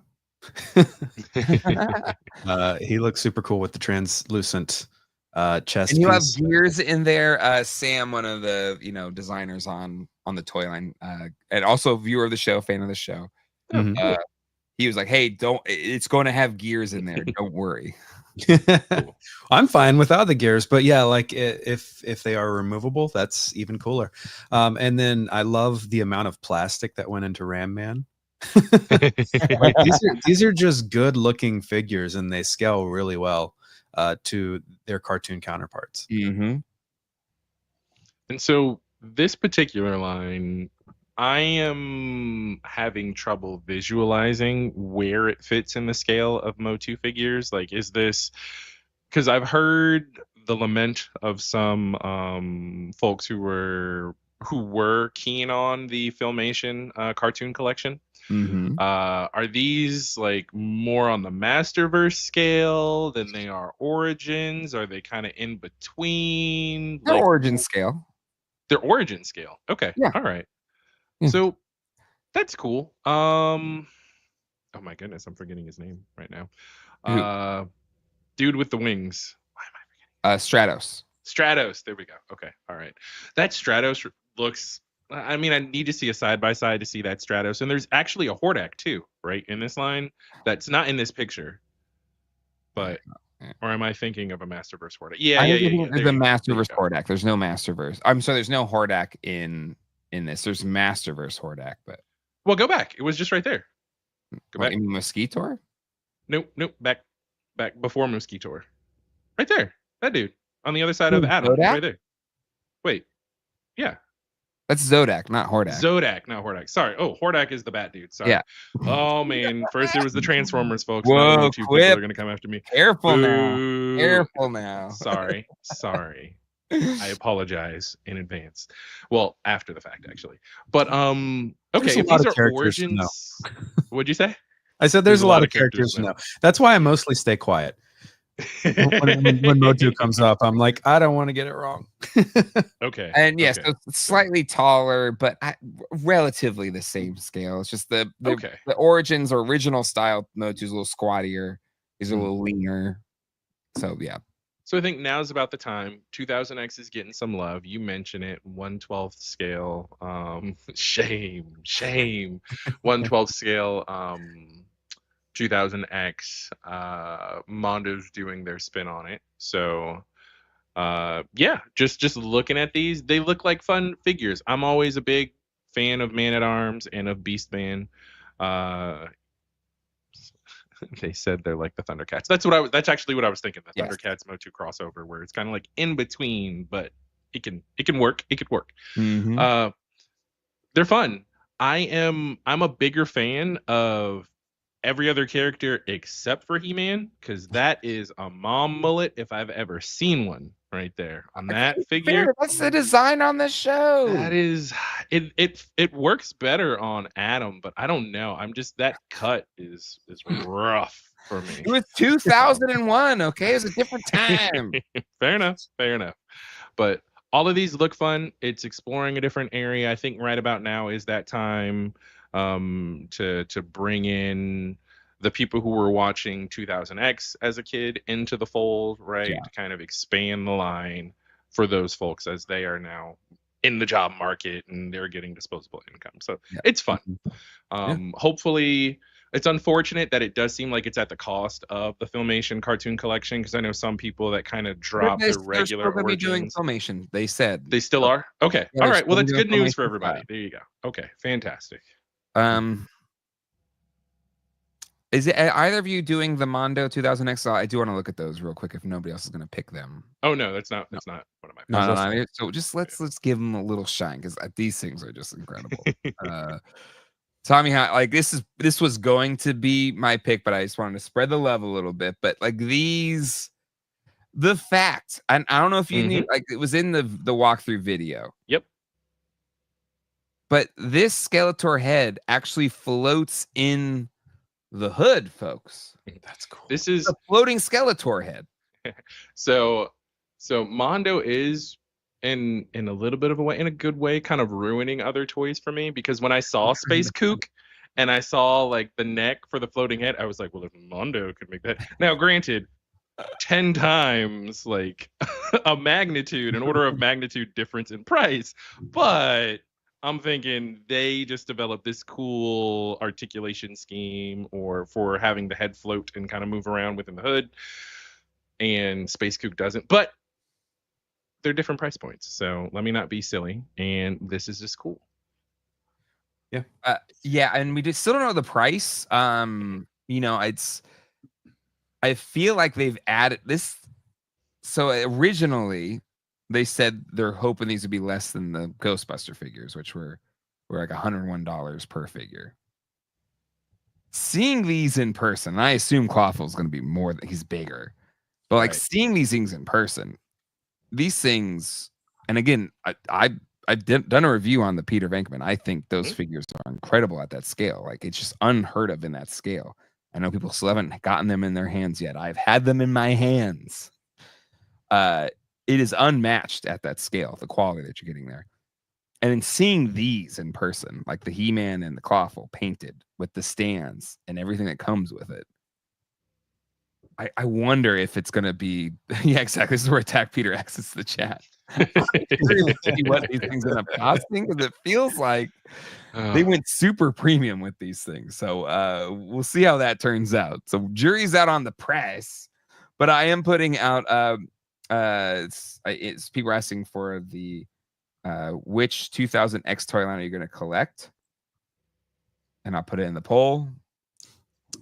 Okay. But the the He-Man, like the fact that it has like cloth goods and stuff, Yeah. is unreal. Let me try and get this. I have some. What is that weapon in Skeletor? See, I got that name right. In Skeletor's back, where it's kind of got like a eagle talon over a crystal ball, or how's that? Yeah. For those that are fans of the 2000X series and know the lore too, at least as I remember from the old He-Man.org days, it's Skeletor's sword. It's like a 2-piece sword thing that you can detach and then attach. It's like a double-bladed sword. Okay. I believe originally the Four Horsemen intended it to be the Power Sword because the original toy line, they were 2 pieces, and you had Skeletor's sword and He-Man sword, and they combined together. And that was gonna be the original Power Sword. Skeletor got it, and then so Man-at-Arms made a techno version of the Power Sword. That's what He-Man used in the show, but I think they dropped it or something like that. But anyway, where there we go. Yes. Like this He-Man is stunning. Wow. Like it's just beautiful. Like it has furry pants. And you look at this and be like, oh, this is a 12-inch figure. No, this is a 6-inch scale, 1/12 scale figure. And it's got this kick-ass stand, and I thought the little thing to hold it up to do like different poses and stuff was like an extra. You just bring it yourself. No, it comes with that. Wow. Yeah. And Josh asked a great question. Quip, what do you think of the Mondo He-Man haircut? I like the Mondo He-Man haircut. I was just thinking that. I was like, oh, I wonder if someone's going to ask that. And he did. So, yeah, I like it. I dig it. It's good. This, to me, feels like early 2000s. That Switchfoot, All-American Rejects, kind of a little bit feathered. Yeah, this feels like an early 2000s He-Man. Just to me, just personally. We were meant to live for so much more, Quip. Exactly. Somewhere we live inside. You found the reason. Want to impress Jay? Wear furry pants. You're right. Hey. Furry pants. He-Man doesn't wear pants. Wears loincloth, folks.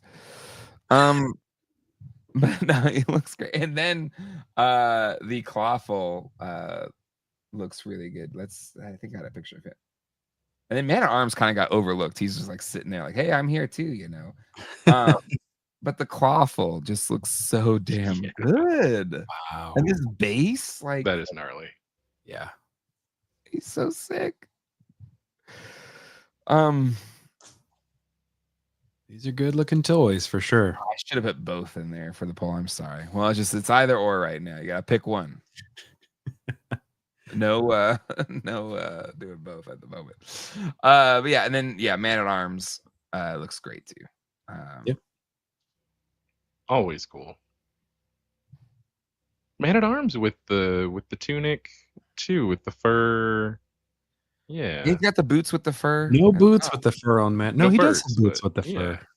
Oh, does he? Oh, it does. Yeah. Under his mace. Fur on there. Yeah. I always think of Man-at-Armor being more armored, but does he have that loincloth? And like you're in your OG line. Okay, I've never looked at him that closely. It's cool to get the multimedia soft goods figures because it does make the different details pop. That is something that's really fun about this line. Yeah. Agreed. Yeah. Agreed. These are our takes on the MOTU 2000X designs inspired by the Four Horsemen, the goats. That's honestly what it feels like. There you go. Can't wait for Idris Elba, Mondo Man-at-Arms. God, Idris Elba's gonna crush it. He's so perfect for that role. When you were doing your recap of the WWE stuff, my wife and I were watching, and we were commenting on like how much cloth goods there is in the WWE figures now, and like what a difference that makes just in toys. Like it feels like an added bonus to me. Which, especially with the WWE figures, where a lot of times wrestlers would come out if they're wearing their T-shirt or they're wearing some sort of cover that they remove, so you can get the entrance, the remove. Like, yeah, it's pretty cool. Just different dynamics. For sure. Ending the poll, only 67 votes. More, get your votes in, folks. There's only 67 votes. We have over 330 people watching. Let your thoughts be known. Which 2000X line are you going to quick question for Attack Peter in the chat while we're waiting on a few more people to vote. That Wonka poster. If you lick it, do the snozberries taste like snozberries? I hope not, because if you actually know what snozberries are, you don't want them to taste like snozberries. For those that know, no. It's a great poster though. Great. I mean, the posters there. Yeah, Mondo really killed it. They really killed it. It's hard to be unbiased, but they freaking crushed it. All right. Gary, your last best of show. Yeah. Did you do the poll though? Oh, I did do the poll. I was trying to get more votes. Oh, okay. So people let us know in the chat. I can go to my next thing. It is also Mondo. Is your last thing Mondo, Jay? My last thing is Mondo. Maybe, but if you want to pick it, I'll pick something else. You got a Mondo thing, go for the Mondo thing. Are we all going to have the same Go, Mondo Gary. thing? Go for it. No, I don't know that we'll have. Well, actually, let's hear what your last one is, because it might be my backup. So go ahead. Okay. All right. So we talked about it multiple times over the past year. A Goofy Movie figures, and Mondo is bringing them. Okay. So here we go. Yeah, Mondo squads. I think Brandon Gash also consulted on that with Alex and with Sebastian Gomez, who is a regular GDL family member and also in the Discord. So that's all very exciting. Yep. Yes. Yeah. So Toy Shiz snapped this picture, and so legally we can't have the Crispies to share. Right. It wants to be pictures off of a screen, so it's not the best. Whatever. But if you saw the Rocko's Modern Life, like just the squads, even though there's not a lot of articulation, like, it looks so good. Like those Rocko's Modern Life figures look so good. That was on my list. There are several things that I didn't go to, but like I would kick myself if I didn't mention this and no one else did. So sorry, Attack Peter. But yeah, one of my all-time favorite Disney movies. The fact that we're actually getting these really nice figures for them makes me so happy. Yeah. So yeah, I do hope that we get more, because like we need more. This isn't enough. Yeah. Need Peach. You need the Pauly Shore guy. What's his name again? Bobby. Was it? Yeah. Bobby. Yeah. Roxanne, of course. Roxanne. Yeah. I mean, I absolutely a Roxanne. I'm curious to see what these kind of, wind up selling for. What price point they'll be in exactly. Squads usually go for. Is the squad's like $150 or something? I think it's $150 for the other squads. Now these, I don't know, Disney licensing, don't know how that's all going to work out. But other squads, the Aro monsters, I think they're still up for about $150. Yeah. Okay. Powerline. Yeah. I'm pretty pumped at just the possibility of this. Yeah. Even if I'm gonna shout out loud. I would love to see like this line also extend into Goof Troop or something like that as well. But I'll take this for the time being. I've told the folks at Mondo this, like I know they want to do that. It's just, there's want and able to are two different things. But yeah, I want DuckTales. I want DuckTales 2017. I want, Darkwing Duck. I want the whole afternoon, Gummy bears. Like give me all of it, please. Yeah. I know enough people who have worked with Disney on trying to get things published or made to know that the fact that we're even getting this is pretty astounding. So beggars not being choosers, I'm just going to say I'm happy with these three. Hell yeah. I think particularly about a Goofy Movie, and I think there's been a lot of love. I appreciate that Goofy Movie as of late has been shown a lot of love. Yeah. It seemed like it was one of those low-key cult classics type deal where not everybody was giving it its flowers. But I think there's something about being a millennial, seeing a Goofy Movie as a kid, where you're feeling in with Max of summer vacation, you just want to hang out with your friends, and your parents are dragging you all over. But then now as an adult rewatching it, it's just like, Max, let your father love you. Like completely. Honestly, I gotta say, I just say, I'm a father, Geek Dev Life and all. You are as well, Quip. Yep. I watched it recently with my kids, and I'm still with Max. Goofy's way too overbearing. Let him live, Goofy.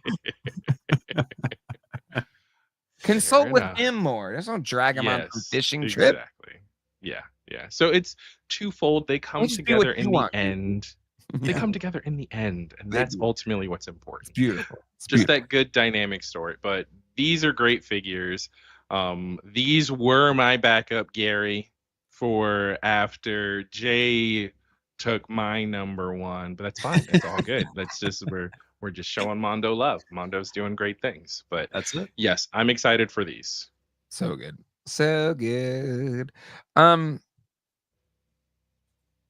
Is it your turn now, Quip? You have to It's go to your my turn, but we backup. kind of. So let's go ahead, pull up the Mondo pictures and slides and everything, because as soon as I had two backups. Okay, right? what are your backups?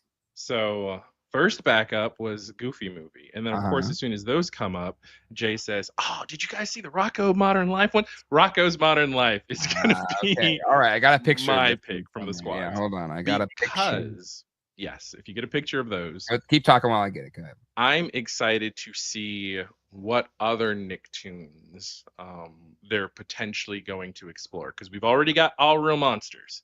And again, when you talk about a set that lends itself to the stylings of squads with the different scare heads and accessories, beautiful what they've done with the All Real Monsters line.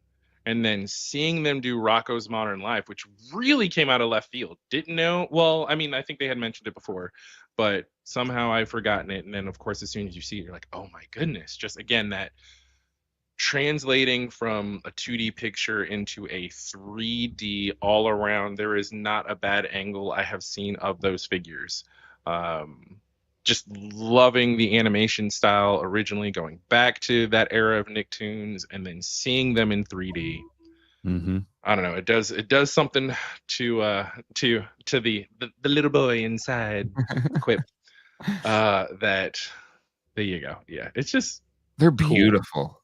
They're just really good looking figures. Just they're fun figures. It's 150.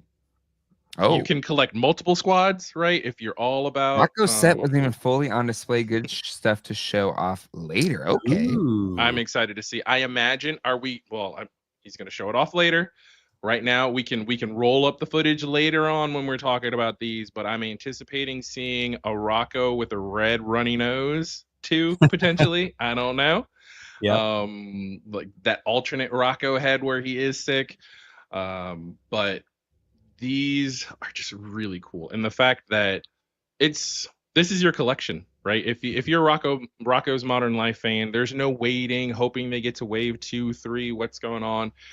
$150, you're getting figures. They're more statuettes than they are, articulated or posable. But still, even in the poses that they provide or that they give you the options for, there's still so much. They're so dynamic in the pose that is there that you're going to set it on the shelf and you're going to leave it on the shelf, and that's cool. So yeah. Oh. So yeah, they don't really articulate so much. They're kind of just in there. Exactly. But they just They're look just cool. like I'm a vanilla poser. Like this is great. They look great and they go on the shelf and they look amazing. And that's kind of what they're going for. They have things that are highly articulated and stuff like that. But just the colors, they just really pop. They look do have articulation. Well, there you go. A little bit of articulation. Limited articulation. Okay. Yeah. But give me all the Nicktoons. Give me all the Nicktoons. Give me all the Disney Afternoon, and I'll be a happy boy. Sebastian Gomez, again, of the designer who worked on the a Goofy Movie stuff. He is saying Cat Dog, which is a good call out for Cat Dog as well. Yeah. That's what I was like. Angry Beavers.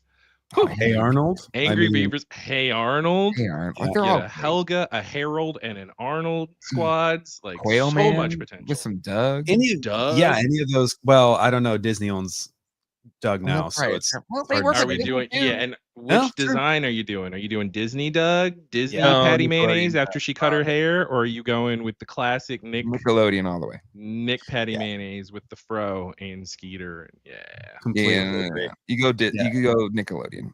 Yeah, I'm curious if Attack Peters message implies that more characters are coming later, or if just like the accessories are yet to be revealed, because we are missing Mr. and Mrs. Big Head, who would be nice additions to this set. But outside of that, I can't think of a lot more that could be added that would improve this.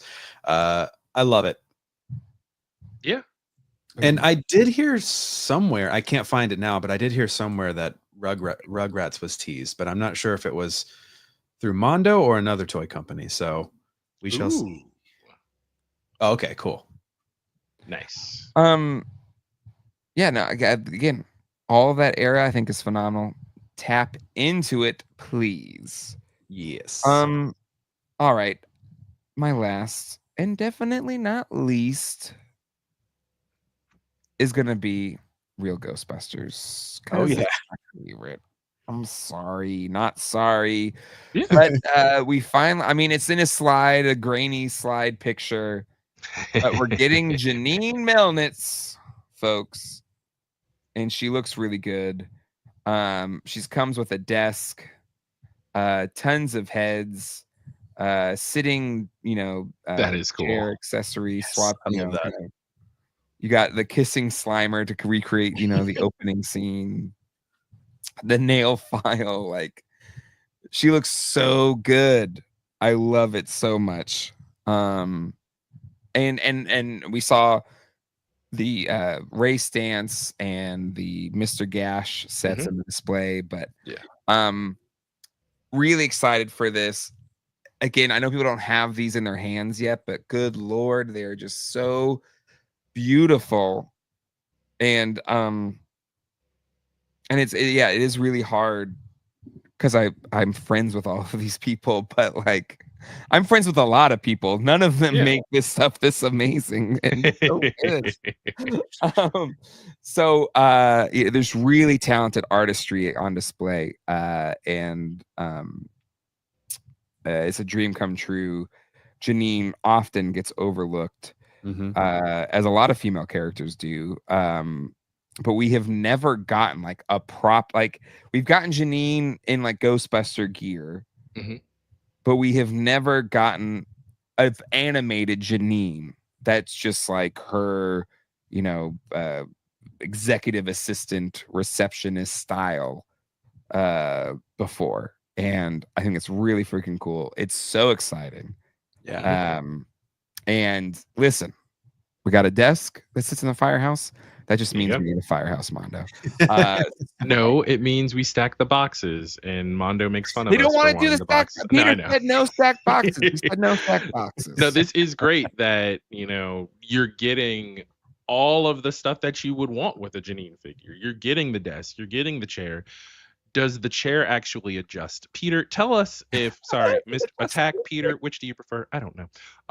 But on the chair, does it have the little controls? Lumbar support? Does it go lower? Does it go higher? Can it wheel around? Is it ergonomic for Janine when you sit her at the desk?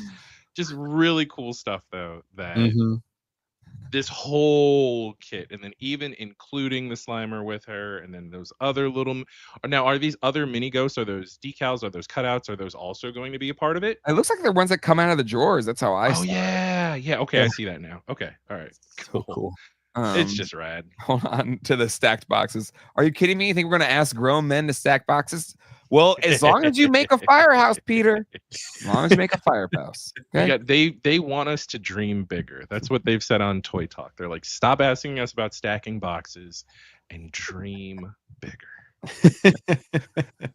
Hey, listen, Peter, we're just used to not getting those dreams. So it's like, hey, get some cardboard. We'll be all right, if you can't do it. But hey, if you want us to dream bigger, we'll dream bigger.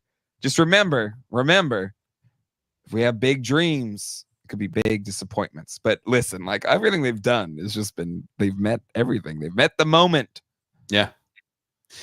Yeah, I don't even collect this line, and I probably won't, but I'm so tempted on this one figure. Like, I just love everything about it. I mean, at that scale, you could use this Janine with your old Diamond Select. Say you're saying, hey, I like my Diamond Select. I'm gonna just hold on to these. I don't really. Maybe you're not interested. Maybe you don't have the bank for the RGB stuff that's coming out of Mondo. And again, each their own. We don't know the financial situation that a lot of people are in, but if you're gonna get one figure from this line, I would think, and I know a lot of people have said this, if you're gonna get one figure from this line, it's gotta be Janine. Yeah. Well, because like, yeah, even if you already had the Diamond Select Ghostbusters, like you're saying, you don't have this Janine. Nope. Right. Yeah, I could buy it and I could put her work desk on my work desk, and it can be like work desk conception. Yeah, work buddies working together. Exactly.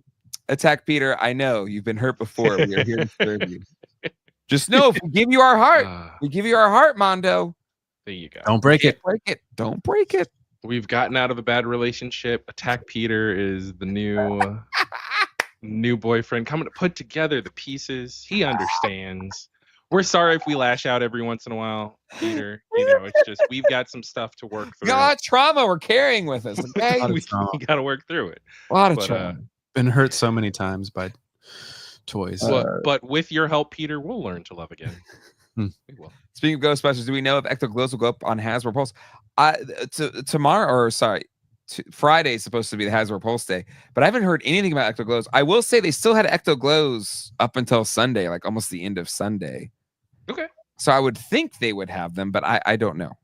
Fingers crossed, because I know a lot of we are not shy about letting our feelings be known. There's a whole segment about that called Sad Comments on YHS Swing Anxiety. But a lot of people were upset about that being a show exclusive and that not going up online immediately. So hopefully. Great question. Yeah. Great question. We'll see. Lost track. Did Quip get his Hallmark stuff? Well, that's a great question. It's a great plug. Yep. For tonight's San Diego Comic-Con Stories and Hauls.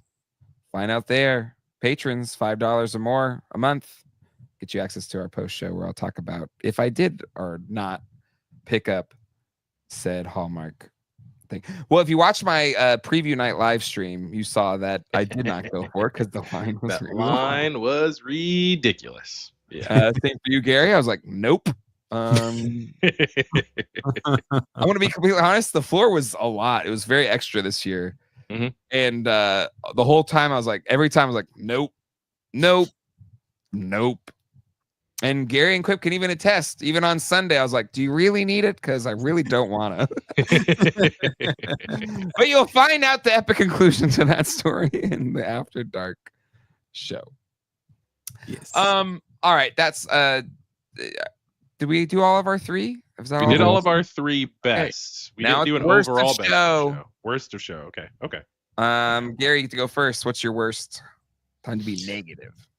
Okay. Well, this isn't necessarily okay. It is an annoyance for me. Jack Specific revealed their new World of Nintendo line would be Donkey Kong themed, and I was really excited because I love the Donkey Kong figures, and we've gotten a lot of Donkeys and Diddies over the years, but we've never had we've only had shut up, Jay. We've only had one and one Cranky, at least in the 2.5 inch scale. And so, anyways, they revealed 4.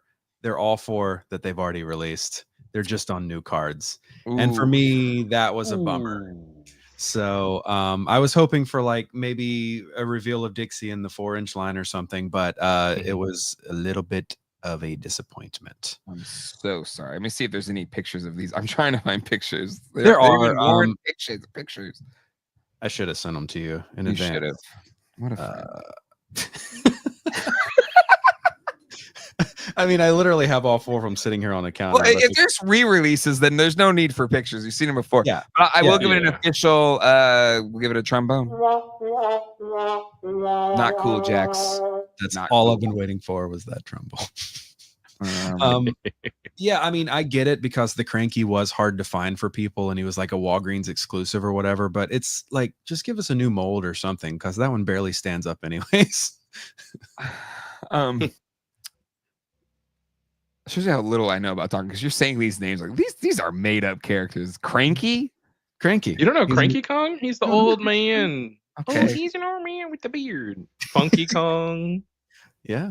I know Donkey Kong Jr. Like, I guess maybe I'm just too old school. I'd never played the rare, right? The rare Donkey Kong. I never played. Yeah. Yeah. games. So I was a Genesis kid. I didn't play the rare games. Oh no, that's fair. That's fair. That series was my life. They would be Super NES. Yeah. I got the new Donkey Kong game for a Switch 2, even though I don't own a Switch 2. But I've heard nothing but great things about it. Talk about bad financial decisions. I was just, but it was at Costco. It was like $10 off, and I was like, well, what if it sells out by the time I get one for Christmas? I mean, I'll just get it now. It's $10 cheaper. Smart. Have it whenever I get a Switch 2. Yeah. No. I mean, and all those characters are in that game, so you will learn. I'll learn them. I'll learn them. In fact, I went to Target today and they had Switch 2s. I was like, oh, maybe I should get a Switch 2 now. I was like, no, I don't have any money. You're broke. You're broke, Jay. I've still spent tens of thousands of dollars on a party. That you still have. There they are. You can barely see them, but that's great figures. Yeah, they're just great re-released. I know. Wait, that's Instagram. Who did that? Whatever. We'll move on. It's not important. Oh, Toy Shiz. I got him pulled up. Yeah. That's all he had to say. Posted 5 days ago. Old Toy Shiz. It was good running into him too at Comic-Con this year. I'm always good running into him. When was it? What day was it? 5 days ago, which would have been Saturday. Yeah, I'm not seeing it. It's all right. That's how impressive it was. God, he went to so many panels. Oh, here it is. I got it. There you go. So sorry, folks. Just bad production value. This has not been worth it. I got it. Yeah. So literally all toys. Only 2.5 inches. These are barely toys, Gary. I know. But I need more. He needs more.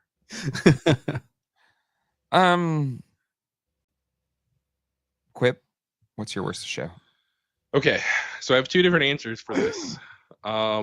Because I have one toy that is worst in show, and then I have one overall vendor that I personally feel like is worst in show that I was let down by. Okay. Don't kick Super 7 while they're down, okay? No, not Super 7. They didn't even show up, right? Okay. Yeah. No, it's not that. So overall, biggest disappointment to me as a whole was the NECA showing. I don't feel like there was really a lot of new news for them to show, and right along the lines of what Gary was saying, and I'm thinking particularly NECA TMNT. You're a TMNT NECA fan. Yeah. Because so they teased that the choo-choo train shredder like at the end of it, which was kind of weird how they teased it, where they didn't like show it at the show, but then they took a picture of it at the show. Weird choice. And then we already know that for the 35th anniversary, they've re-released the VHS, including the Spirit of Splinter, but then also they're re-releasing the 1990 movie Turtles again. But they're in the like individual packs. Okay, so the packaging, as an inbox collector, it is kind of neat that they made the packaging look like the trading cards from the movie. Okay, fair enough. But it just feels like they keep rehashing the same 90s Turtles. Okay, the head sculpts are a little different, but it felt like a letdown. I wasn't super excited by what their showings were for the Turtles. And that's why rescoping it, the NECA Turtles overall, I feel like I was disappointed. We didn't get any word on the kitchen playset. I don't know if they're just kind of trying to shush that away, like maybe, and never talk about the kitchen playset again. Nothing about anything with the vehicle or a blimp. I mean, for the cartoon, okay. We saw Rocksteady and Bebop, but that Rocksteady and Bebop variant, we saw those Surf Turtles, and then we also know that they're coming out with 2 packs of those Turtles, which just feels like a weird choice. Bodacious Beach / is kind of neat. There's something honestly disturbing to me about this Rocksteady in a diaper. just personally. And I am. Is that their fault if that's how he showed up? I mean, it's not their fault. I feel like there are so many different variants of Rocksteady and Bebop now, and I'm split on even this 2-pack because Grandma Bebop, hilarious, love it. That's a great figure. The baby Rocksteady, just to me, it's I don't want that in my toy display. I don't want to have to explain that to people. Like, interesting choice, Matt. And I have all of the variants. Bunny suit. I have the bunny suit variants of Bebop and Rocksteady signed by the voice actors Barry Gordon and Cam Clark for Rocksteady. What about the robot Toka and Razor? Robot Toka and Razor, we've seen those. They've teased those before. Okay, also, they didn't give us any updates on the movie vision for Bebop and Rocksteady. Nothing. Radio silence. Yeah. Like, what about the 2012 Turtles? No. 2012 Turtles. That's cool. They're exploring something new. I like the different heads that they've shown for the turtles themselves. Of course, you've got Ice Cream Kitty, which a lot of people are excited about. Excited to see where they go with 2012. But just the other stuff, it just felt like I'm seeing all the comments. Don't kink shame. Yeah. What were we talking about earlier? Okay. Yeah, it didn't do it for me. It felt lackluster. So NECA TMNT, whether it was wrestling figures. Oh, hey, we got another recolor of Hound. It felt a little. Oh, look, it's black and red versions of. Well, tariffs might be affecting them. Like, they may not, like, it might work with what they got. It might be. The Stan Sky Turtles, great, but again, we've seen those, so it didn't feel like they really came with the heat. Right? They didn't bring their A game, and I don't know what's going on. Maybe tariffs are affecting them. I don't know.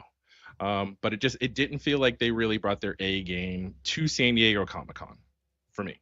All right, hey, Quip, this is your platform. Share. But so that's the overall line that I felt like was the most disappointing to me personally. What about Sesame Street wasn't on my But Sesame Street was cool. It was good. That was fun to see where they're going. Grover. You got Grover. You got the person who he's serving as a waiter, right? We've seen Big Bird.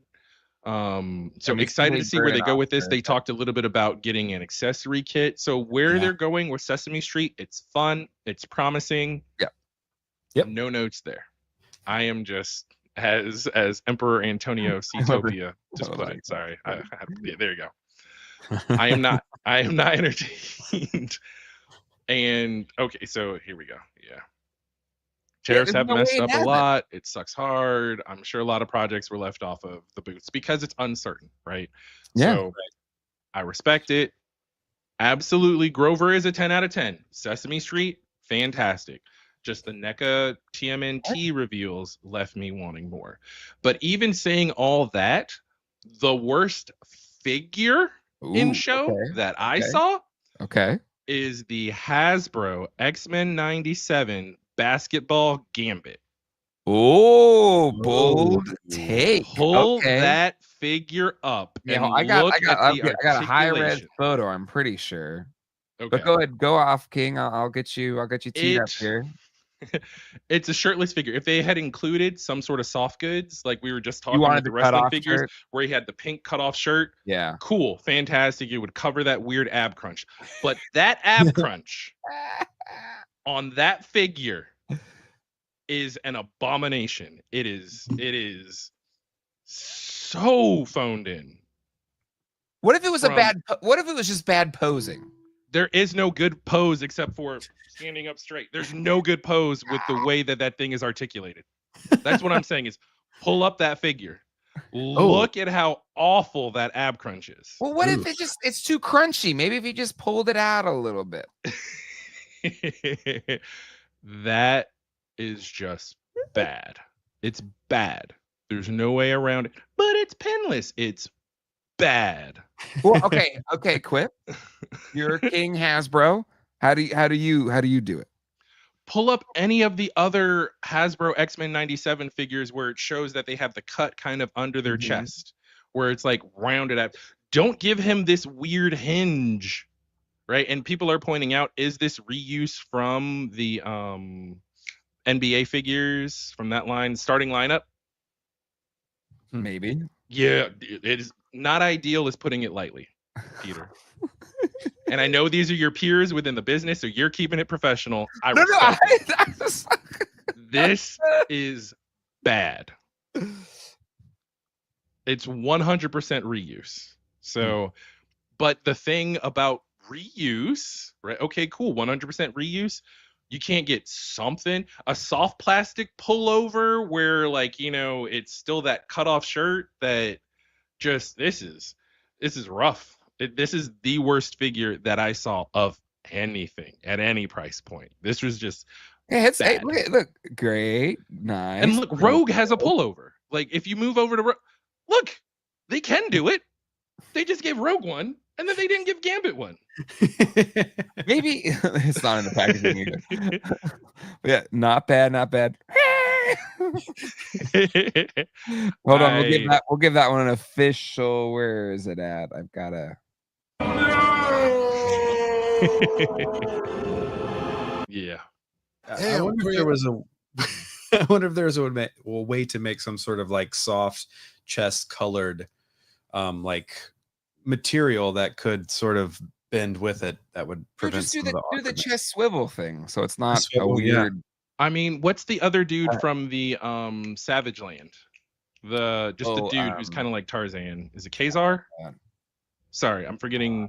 But he was shirtless. He didn't look like this. Yeah. Never seen him play basketball though. Fair enough. They could have done better, and they know they could. Rough. It's rough. Yeah. This like, if my daughter brought me this figure, I'd say, "Did you do your best? Come on.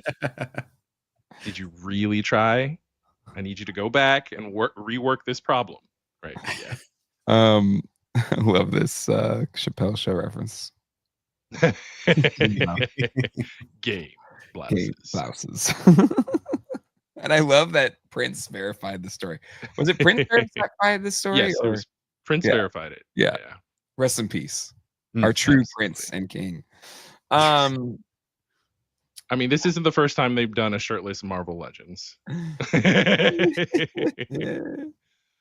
want that mannequin build? Peter. Same. All right. Hey, I love it. Strong opinions. I love it. There you go. Worst show for me. It's a turtle. It's a turtle figure. Or turtle figures. Okay. But not by NECA. No. Nope. Not by Playmates. Nope. No Playmates. Not by. There's only 20 other options. Not by Mondo. Not by. What are the turtle makers? Not by McFarlane. Not by McFarlane. There's one company who, I guess, they had their turtles killed because they weren't licensed turtles, and it was just like, they're just go to your PO box. They just hand out licenses. I forget. It was like the King Shell turtle one that was canceled, and I'm thinking, really? Somebody got their turtles line canceled for licensing issues when everybody can get a license? Sorry, I interrupted. Continue, Jay. No, go off. Like, but I will defend these that you're about to. So I'm waiting. I'm waiting. Yeah, you're gonna defend these? I'm gonna defend them somewhat. Criticizing Ab Crunch for 25 minutes? Okay. That's how we're going about this. Let me share my screen. I'm sorry, Mezco. These turtles are terrible. Okay. Turtable. I like in a world where you've got, and I will agree, it's a money grab to just keep going back to that well. But those original figures, if you got them, and I got them 7 years ago, I think are still perfect, top notch. And I've dug some of the Mezco turtles. I really have. I haven't bought any of them because, again, I got my 1990 turtles. That is my canon in my head, my favorite look for the turtles. And Mondo is just making sequels to that style in their own. So that's what's got me excited about the Mondo stuff. But these are just bad. I think you know that these have already been perfected. You know that's what you're going up against. Mhm. And so, and that's not an easy place to be. But when you're giving me gigantic head skulls, so I'm getting individual pictures here. I'm downloading them real quick. Where they look like bobbleheads. Like the heads are just way too big. And I'm just like, what are we doing here? I just think it's a miss. You need to go back. I don't know how early. It's pending licensor approval. If I was the turtle license, even though Nickelodeon just stamps that license every 5 seconds, yep, I would be concerned about my license looking like damn bobbleheads. Because these are going to be like a $400 set. So if I got $400 and I want Jim Henson 1990 style turtles, I don't want it to look like this. What is this? This is a cosplayer. I'll tell you exactly what this is. Google MGM Studios TMNT show. Now I know they were probably going for the more movie feel. Yeah, MGM Studios TMNT show, or just MGM Studios TMNT. You should get a couple of images of some really big head turtles. Not even close. These cool. I'm trying to put lipstick on this turd. What I'm saying is, hold on, let me pull that up real quick. Yeah, let's pull it up. Quip's counterpoint here doesn't look anything like this. So what I'm saying though is, what Mezco should do is they should lean more into this goofy big-headed turtle, where right now it's kind of okay, bobbleheady feels for the movie. It's not meeting the movie mark. I will concede that point. I agree with you. Some people are pointing out, okay, are these stunt heads? They could be stunt heads if they include the stunt actors' heads as well, where they can take off the heads and kind of hold them. That would be fun. But I'm saying they could lean into the MGM Studios kind of big-headed turtle. And that's something that hasn't been explored yet, right? That is a very niche kind of iteration of the turtles that could fit with the proportions of these figures. So they're not there yet, right? I'm saying, hey, go back, tweak them a little bit, kind of, and lean into that MGM Studios Teenage Mutant Ninja Turtles look. That's all I'm saying. Or just do that. This isn't that. Don't try and fix their mistake. These are Teenage Mutant Ninja Turtles. Fair enough. It's almost like they just took the NECA heads. These are smaller than the NECA figures. It's like they just took the NECA heads and then put them on the 4-inch scale figures. So you look here, Attack Peter got the TMNT autographs. He's smelling what I'm selling. He's smelling what I'm selling. Of course. I'm just gonna say it like that. I'm just Trevor, go make the MGM Turtles. Finally, Adam. So what you're saying, Quip, is that you don't even like them as they're displayed. Yes, that's exactly what I'm saying. No, you were reaching. I'm going to start calling you Stretch Armstrong for the level of stretching you're doing right now. It's a reach. It is a reach. These are salvageable. Actually, we did talk, even though I went off about the ab crunch, it's salvageable with a soft goods cutoff shirt that Gambit wore. It's salvageable. So, yes. Stevie Wrench says, if I could see the actor's teeth inside of me. Yeah. There you go. That would be cool. That would be fun. Yeah, speaking of teeth, he's got the cursed Sonic head sculpt. It's he's unsettling. He's got those bad veneers, where they just don't know, just big old teeth. Yeah. Veneer Mikey. Yeah. So anyway, that's my worst of show. Fair. All right, now it's time for the people in the chat to pick. So I can only pick 4 things for best in show. We usually do toy companies. So for best in show, who do we think our finalists are? I mean, Mondo seems to be obviously one. Mondo, Hasbro, because they had some really strong showings. HasLab aside, they had some other really good reveals. They did. Oh, and Gambit aside, I didn't go back to that poll. I think it was like 52% Mattel, 48% Mondo. So basically kind of 50-50 between one or the other. Okay.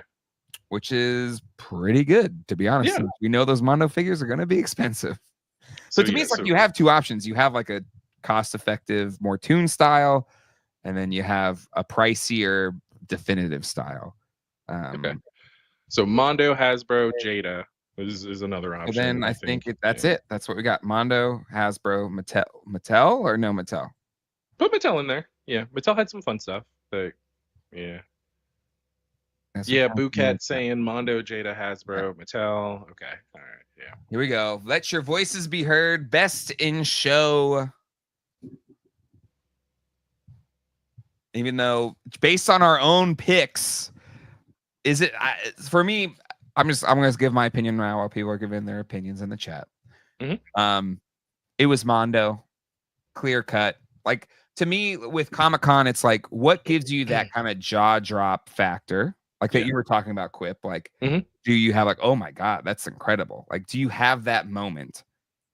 And not only did Mondo have that moment, they had it a few times with the turtle figure, the Donatello, the 2000X figures. We didn't even talk about the Superman figure. We didn't even talk about the over the garden wall. Over the garden wall. Like it was just banger after banger after banger. And then we're not even talking about the stuff they revealed at their panel. That's true. Yeah. This was what's the word I'm looking for? Because I'm pretty sure, the album was Thriller. This showing for Mondo, as far as like being able to listen to it all the way through, like hit after hit after hit after hit, including Baby Be Mine. Some people sleep on that from Michael Jackson, but I'm a fan of it. But coming right out the gate with Wanna Be Starting Something. I mean, you've got Thriller, you've got Beat It on there, you've got Human Nature, which is a top-notch Michael Jackson song, like the best. Why? I tell him that it's human nature. But can I give a hot take? I think Bad's a better album. What's that? I think Bad's a better album. Okay. You're entitled to be wrong. It's fine. I think Bad's a better album. But anyway, okay. I love them both though. Again, grew up Michael Jackson. Every kid loved Michael Jackson. Okay. Right? I feel like in the 80s, like every kid loved Ooh, speaking of Michael Jackson, as people are still taking the poll, do you want to pull up the InArt 1/6 Michael Jackson? Have you seen that? They have a Smooth Criminal. Our favorites of the show. I'm saying Mondo. What's your best in show? Oh, you're saying Mondo. Okay. All right. Is it Mondo? Best in show overall, Mondo. Yeah. My favorite Michael Jackson album is Jada. No.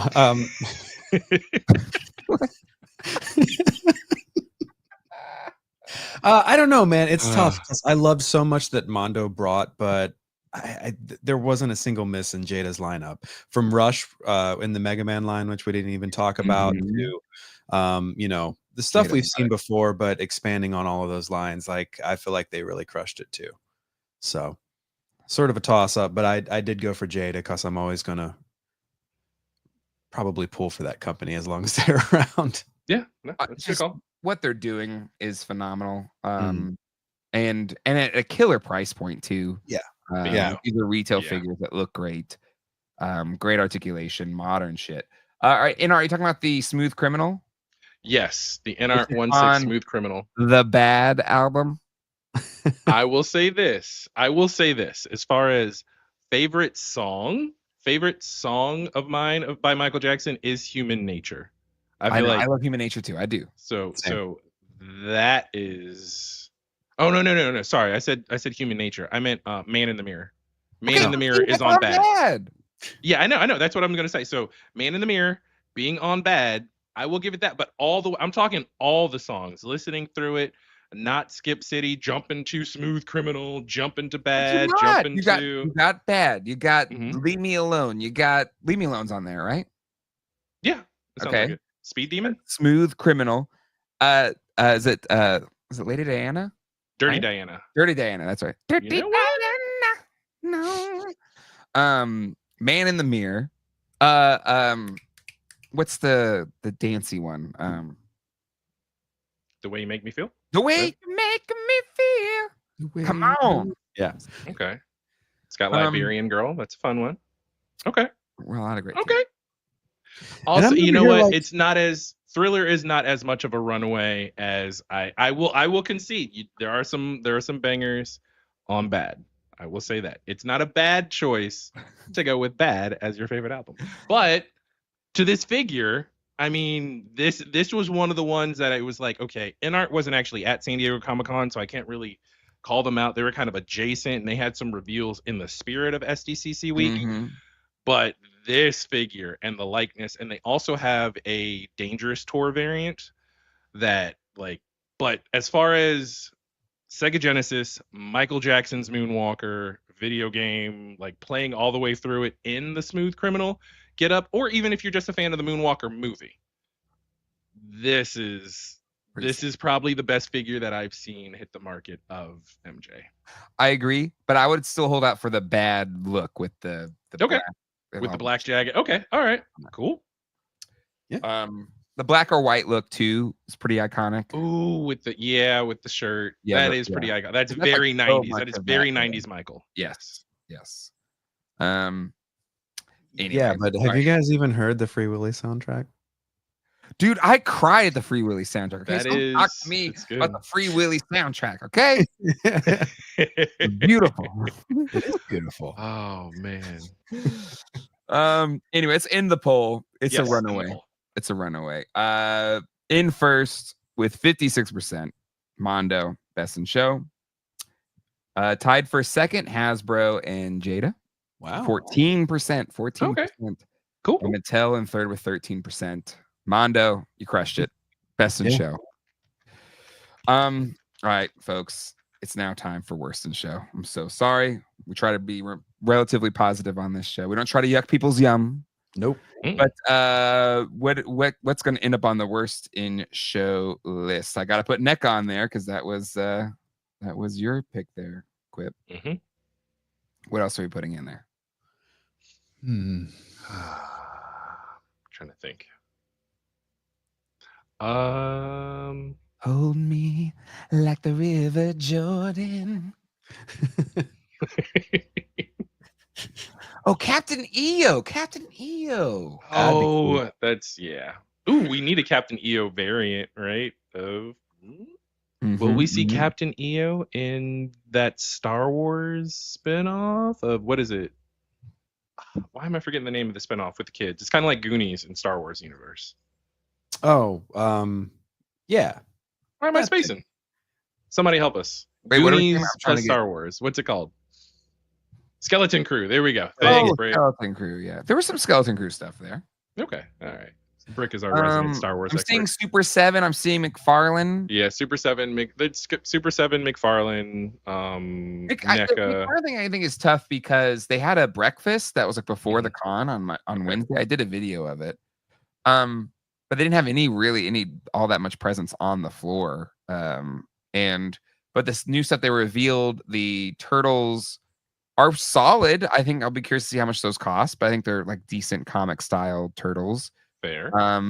I think the Batman vs Superman Batmobile is an interesting crowdfund that kind of heard good things about that by the other ones. But all right, so I've got Katy Perry. Should we add that to the list of Worst in Show? Go ahead. But one whole side of the image booth was McFarlane, so there you go. Okay. Snake Lair was the worst. Wow. Ooh, put Mattel on the list. Yeah. Both Mattel or so I only have 4 slots. So I take out McFarlane. Should I put Hasbro in there since there was not a lot. There was even less love for the Hasbro HasLab. Should I put HasLab and Mattel Crowdfund or Snake Lair? Yeah, go for it. There you go. Yeah. Maybe. So we'll go Snake Lair. So usually do the companies themselves, but it seemed at least the start of the show, there's a lot of, not a lot of great feelings about the 2 crowdfunds. Yeah. HasLab, Gunship.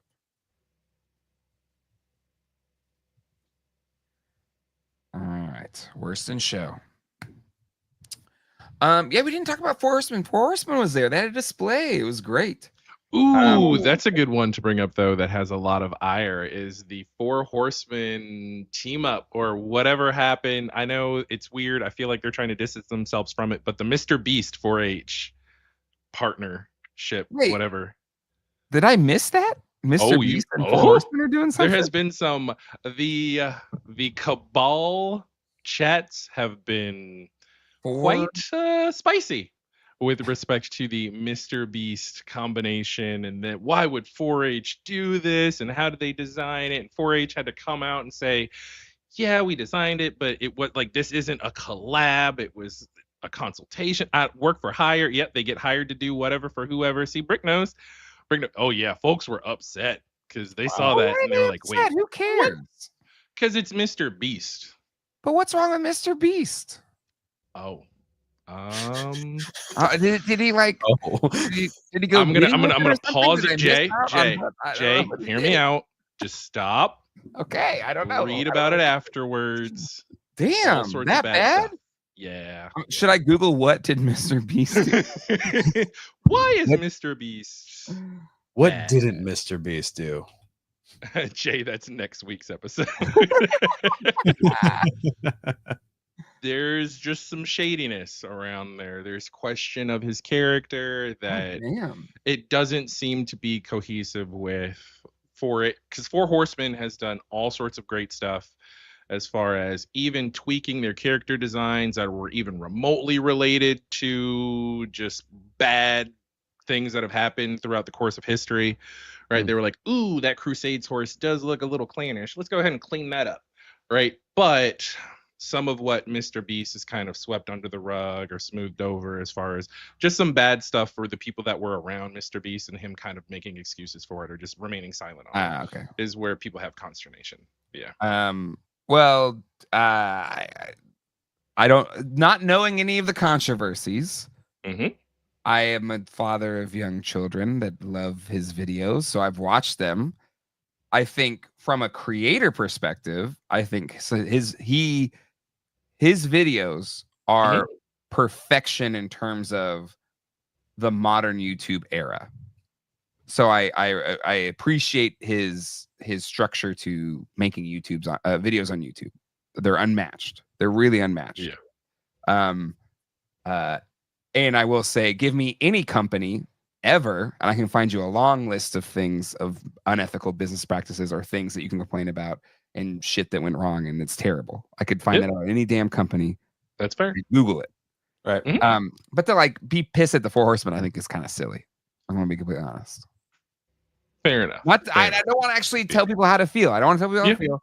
Just me personally, the Four Horsemen, they sculpt for not just themselves, but for others. Exactly. And so, you know, I don't think. But they did have to come out with a statement and kind of go like, okay, let's saying clean this up real sorry? quick. I don't know if it was like a statement or if it was just a quick post on Instagram, whatever, some sort of social media where they just clarified, hey, yeah, there was some work for hire. We did this, right? This isn't necessarily it's not a part of the Mythic Legion's line. Like, they had to clear it up just to basically say, hey, we're not as best buds as it may have seemed on the surface. So, yeah. So anywho, but also it's just kind of like, to me, the Moose figures, and I've seen them. My boys have asked for them because they like Mr. Beast. But anywho, yeah, I personally don't beat up Four Horsemen. They're the freaking goats. We literally would not have anything that we have today as adult toy collectors if not for them. Yeah. Like, we talk about Power of the Force being that turning point for collectors, also Toy Biz, Marvel Toy Biz, but like the detail that they put into the McFarlane stuff, and then into 2000s MOTU stuff, like, and then just everything from there, and just like their open door kind of workshop to so many great sculptors. It's hard to go against them. Yeah. All right, worst in show. Also, how the hell are we going to do an After Dark tonight? It's already 11:30 at night. Yeah. I don't know. Yeah. We may have to push back After Dark, folks. I know. Yeah. It's going to be a 2.5 hour episode. Who saw that? So much to talk about, though. It's just a lot to talk about. Yeah. Yeah. It's like right, exactly. It does go back to my farm, at least like the high detailed sculpts, all that kind of stuff. So anyway, yeah.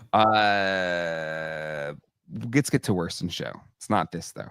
Maybe it should have been. Maybe somebody should put on. See how the people voted. The people have voted. Worst in show, maybe because they weren't even really in the show. Super 7. Oh, we're 44%. I feel like that's just people trolling. There's nothing there to. Wait, didn't they have like a Cookie Monster or something? Or I mean, I know they had their Godzilla. They station. killed my live stream. First of all, sorry. Go ahead. Second, no, they did. Oh, they did kill your live stream. That's right. When you were doing the walkthrough. Okay. Yeah, right. No, it was just a little. It's like a little tape. Like the thing is, they have a shop in downtown San Diego, and so they kind of decoed it up as like a Godzilla takeover thing. So I think that could be a part of this as well. But just like kind of no showing it is kind of what's getting there. I think. Second to that is the HasLab gunner ship. Republic gunner ship. Wow. Which is wild. I did not. Again, I think it's overpriced. I do not disagree with anybody. Yeah. But to me, I'm kind of shocked people saying it doesn't look good. I think it looks really good, but but maybe I'm just kind of in that mindset where I kind of want a really nice Republic gunner ship. But and then in third is the Snake Lair at 19%. And Quip, nobody agreed with you. Only 5% for NECA. So you're standing alone on that island. Again, NECA TMNT, the Sesame Street stuff is cool. It was particularly their TMNT stuff. I would have thought that 2 and 3 would be reversed, honestly, but yeah, it's a little unfair to go after Super 7 when they weren't even there, basically. Yeah. But that's how the people have voted. What do we say our worst? We already said our worst in show. Yeah, we did. Yeah. Nothing else to say. I mean, I think the fact that we had to really pull those 4 options out of the air goes to show that I think it was a pretty good year. I mean, worst in show is not even like a fair thing. Like to me, it's almost like my same thing with movie. Even if it's a terrible movie, like you made a movie, like that's hard. Exactly. It's not easy to do. And so the same thing is true for any toy maker. Like it's hard to make anything in this world. It's hard to make a YouTube channel in this world. Like it takes effort. Yeah. And I always applaud the effort. It just sometimes the result doesn't meet what people are looking for in any given moment. This has been one of the longest live streams we've done in a long time. Yeah. It's basically a free After Dark. It's basically a free After Dark. Less, yeah. I don't know when it may just have to be the regular After Dark this week. I'm so sorry. I think it just have to be the regular After Dark. But again, thank you to everybody that said hi to me at the con. It was great catching up with old friends, meeting new ones. For everybody that showed up to the Toy Tubers Unite at Night event. It was such an incredible experience. And it was very stressful and but I'm so grateful that we did it. I'm so grateful to my wife, Colleen, because even there was points where like, nah, it's such a big expense. Like it's a whole bunch of stress. Like, I don't know if we should do it. And she's usually the conservative one between the two when it comes to like spending money. She's like, nah, you don't need it. But she was like, you know what? Screw it. Like, let's just do it. Let's just do the thing. And so, so kudos to Colleen. Thank you to Colleen. Without her, that party would not have been possible. And big thank you to Craig from Toy Anxieties Have Some. Great thought partner throughout the planning through the whole thing. And also for coming out of retirement to do stand-up. For those that were there for the stand-up, it was great. He pulled no punches. But his jokes were so good that even Colleen was like recalling them the next day, like that was a really good joke, or that was a really good joke. So you know, and then to the toy companies that brought stuff. Mondo brought prototype figures to give away, which was really cool. Ace for Mom and Toys brought a proof version of the tank, gave that away. Trevor from NECA brought like signed Comic-Con exclusives to give away. Jack Specific brought toys to give away. Was just incredible, the support from the industry side of things. And yeah, so thank you, and just thank you everybody that showed up. It was just a great time. The one thing when you host a party, and both Colleen and I felt this, like I don't think we got to enjoy as many of the conversations that everybody else got to enjoy, because we're like, you know, just being hosts and trying to make sure everything's good. Yeah. But even still, it was just to see how many people said it was their favorite thing that happened during the con, made it all worth it. Yeah, like here you go, Jay and Colleen, that was incredible. My favorite time of the whole show. I hope we get to do something similar next year. It was really the highlight for me. Also, Craig did really good jokes. I will check the super chats. Let me plus those in real quick. Let me catch up on those. Let me see. Shelf friends with the $2 super chat. Factory Toys BSG Colonial Viper Vintage Scale. Okay. I did see those. Love some BSG. Tim Fryer, $2 super chat. Cartoon All Stars, the Rescue Squads. That would be cool. That'd be a licensing nightmare, but it would be cool. They kind of have a lot of them, right? I mean, you got Ninja Turtles, you got Bugs Bunny, you've got Alf, you've got Smurfs, you've got Muppet Babies. Ooh, Muppet Baby Squads would be fun. Yeah. Garfield again. Garfield again. Yeah. Wow. That is. Muppet Baby Squads. Yeah. That would be a slam dunk. That would be. Angry Elf. Is in Honolulu. Sorry, I'm late. Let's see. John said we'd need 15K to get him to Comic-Con next year. Let's do it. He deserves it. Hey, dude, if we got to do a fun to get John out there to Comic-Cons, we'll do it. I need to get to. I haven't been to his shop in a while. I need to go. I haven't talked to him in a minute. It's been too damn long. Have you been recently, Gary? I feel like I've been away so much. I haven't been in a minute. I saw him for the first time last week, but I hadn't been in like 2 months prior to that. So, is he doing good? Yeah. Report. John's good. Yeah. I need to, now that I'm back, I'm not traveling anywhere, so I gotta get over to his store. $5 super chat. Just joined. If anyone asked Mattel about the MOTU vintage plans, it's looking less and less likely. I think they had Drag Store in the display. So I think they will keep on keeping on the Mattel Creations site for those releases. For the vintage plans? Are we talking about the Origins vintage style or just the vintage? I feel like the vintage. I don't know if he's asking about like the vintage because they just came out with like a 2-pack Skeletor He-Man, which were like the throwback, like the old like 5. Yeah, because the Target's exclusive set was for Skeletor and He-Man. Yeah. So I don't know if he's asking about that vintage line. They didn't, and to be honest, I forgot about it when I was talking to the Mattel crew to ask. Okay. I don't know if anybody did ask that or not. I haven't watched all of that walkthrough with Pixel Dan, so I don't know if he asked it. So it is Origins. Yeah, Origins. Okay. They had Drag Store there on the display. I think in time the plan is to get through all of them as a Mattel Creations. Who got to hold the Power Sword from the movie? The Power Sword was there. It was kind of locked in. They take it out at all at different times, but it was there, as well as the Havoc Staff. The Havoc Staff wasn't for play. But it was great. Mega J, Mega J almost fainted.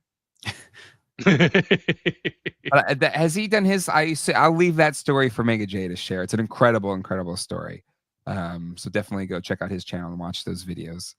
I did. I got the Power Sword foam thing, and I got stopped at security because of the Power Sword foam. But I'm saving that story. Okay. For after dark. I will do that on Sunday. That's another thing that I cannot talk publicly about. And yeah, we'll see. They'll get to it. They'll get to it all eventually, I assume. All right, that's it folks, Supersize Wednesday episode. I've kept Quip and Gary too long. Gary's like, I can't do After Dark. Damn it, Gary, you did an After Dark anyway. I did, yeah. Here we are. All right, on that note, thank you so much for everybody hanging out on an off night. Comic-Con was incredible. Going back next year. Oh, will we do it at New York Comic-Con? I've submitted for a panel for New York Comic-Con. They said to let us know by end of July. Well, New York Comic-Con, it's into July. Let us know if you got the panel or not. I don't know. One more day. So we'll see. We'll see. But thank you, everybody. Until next time, hasta luego and goodbye.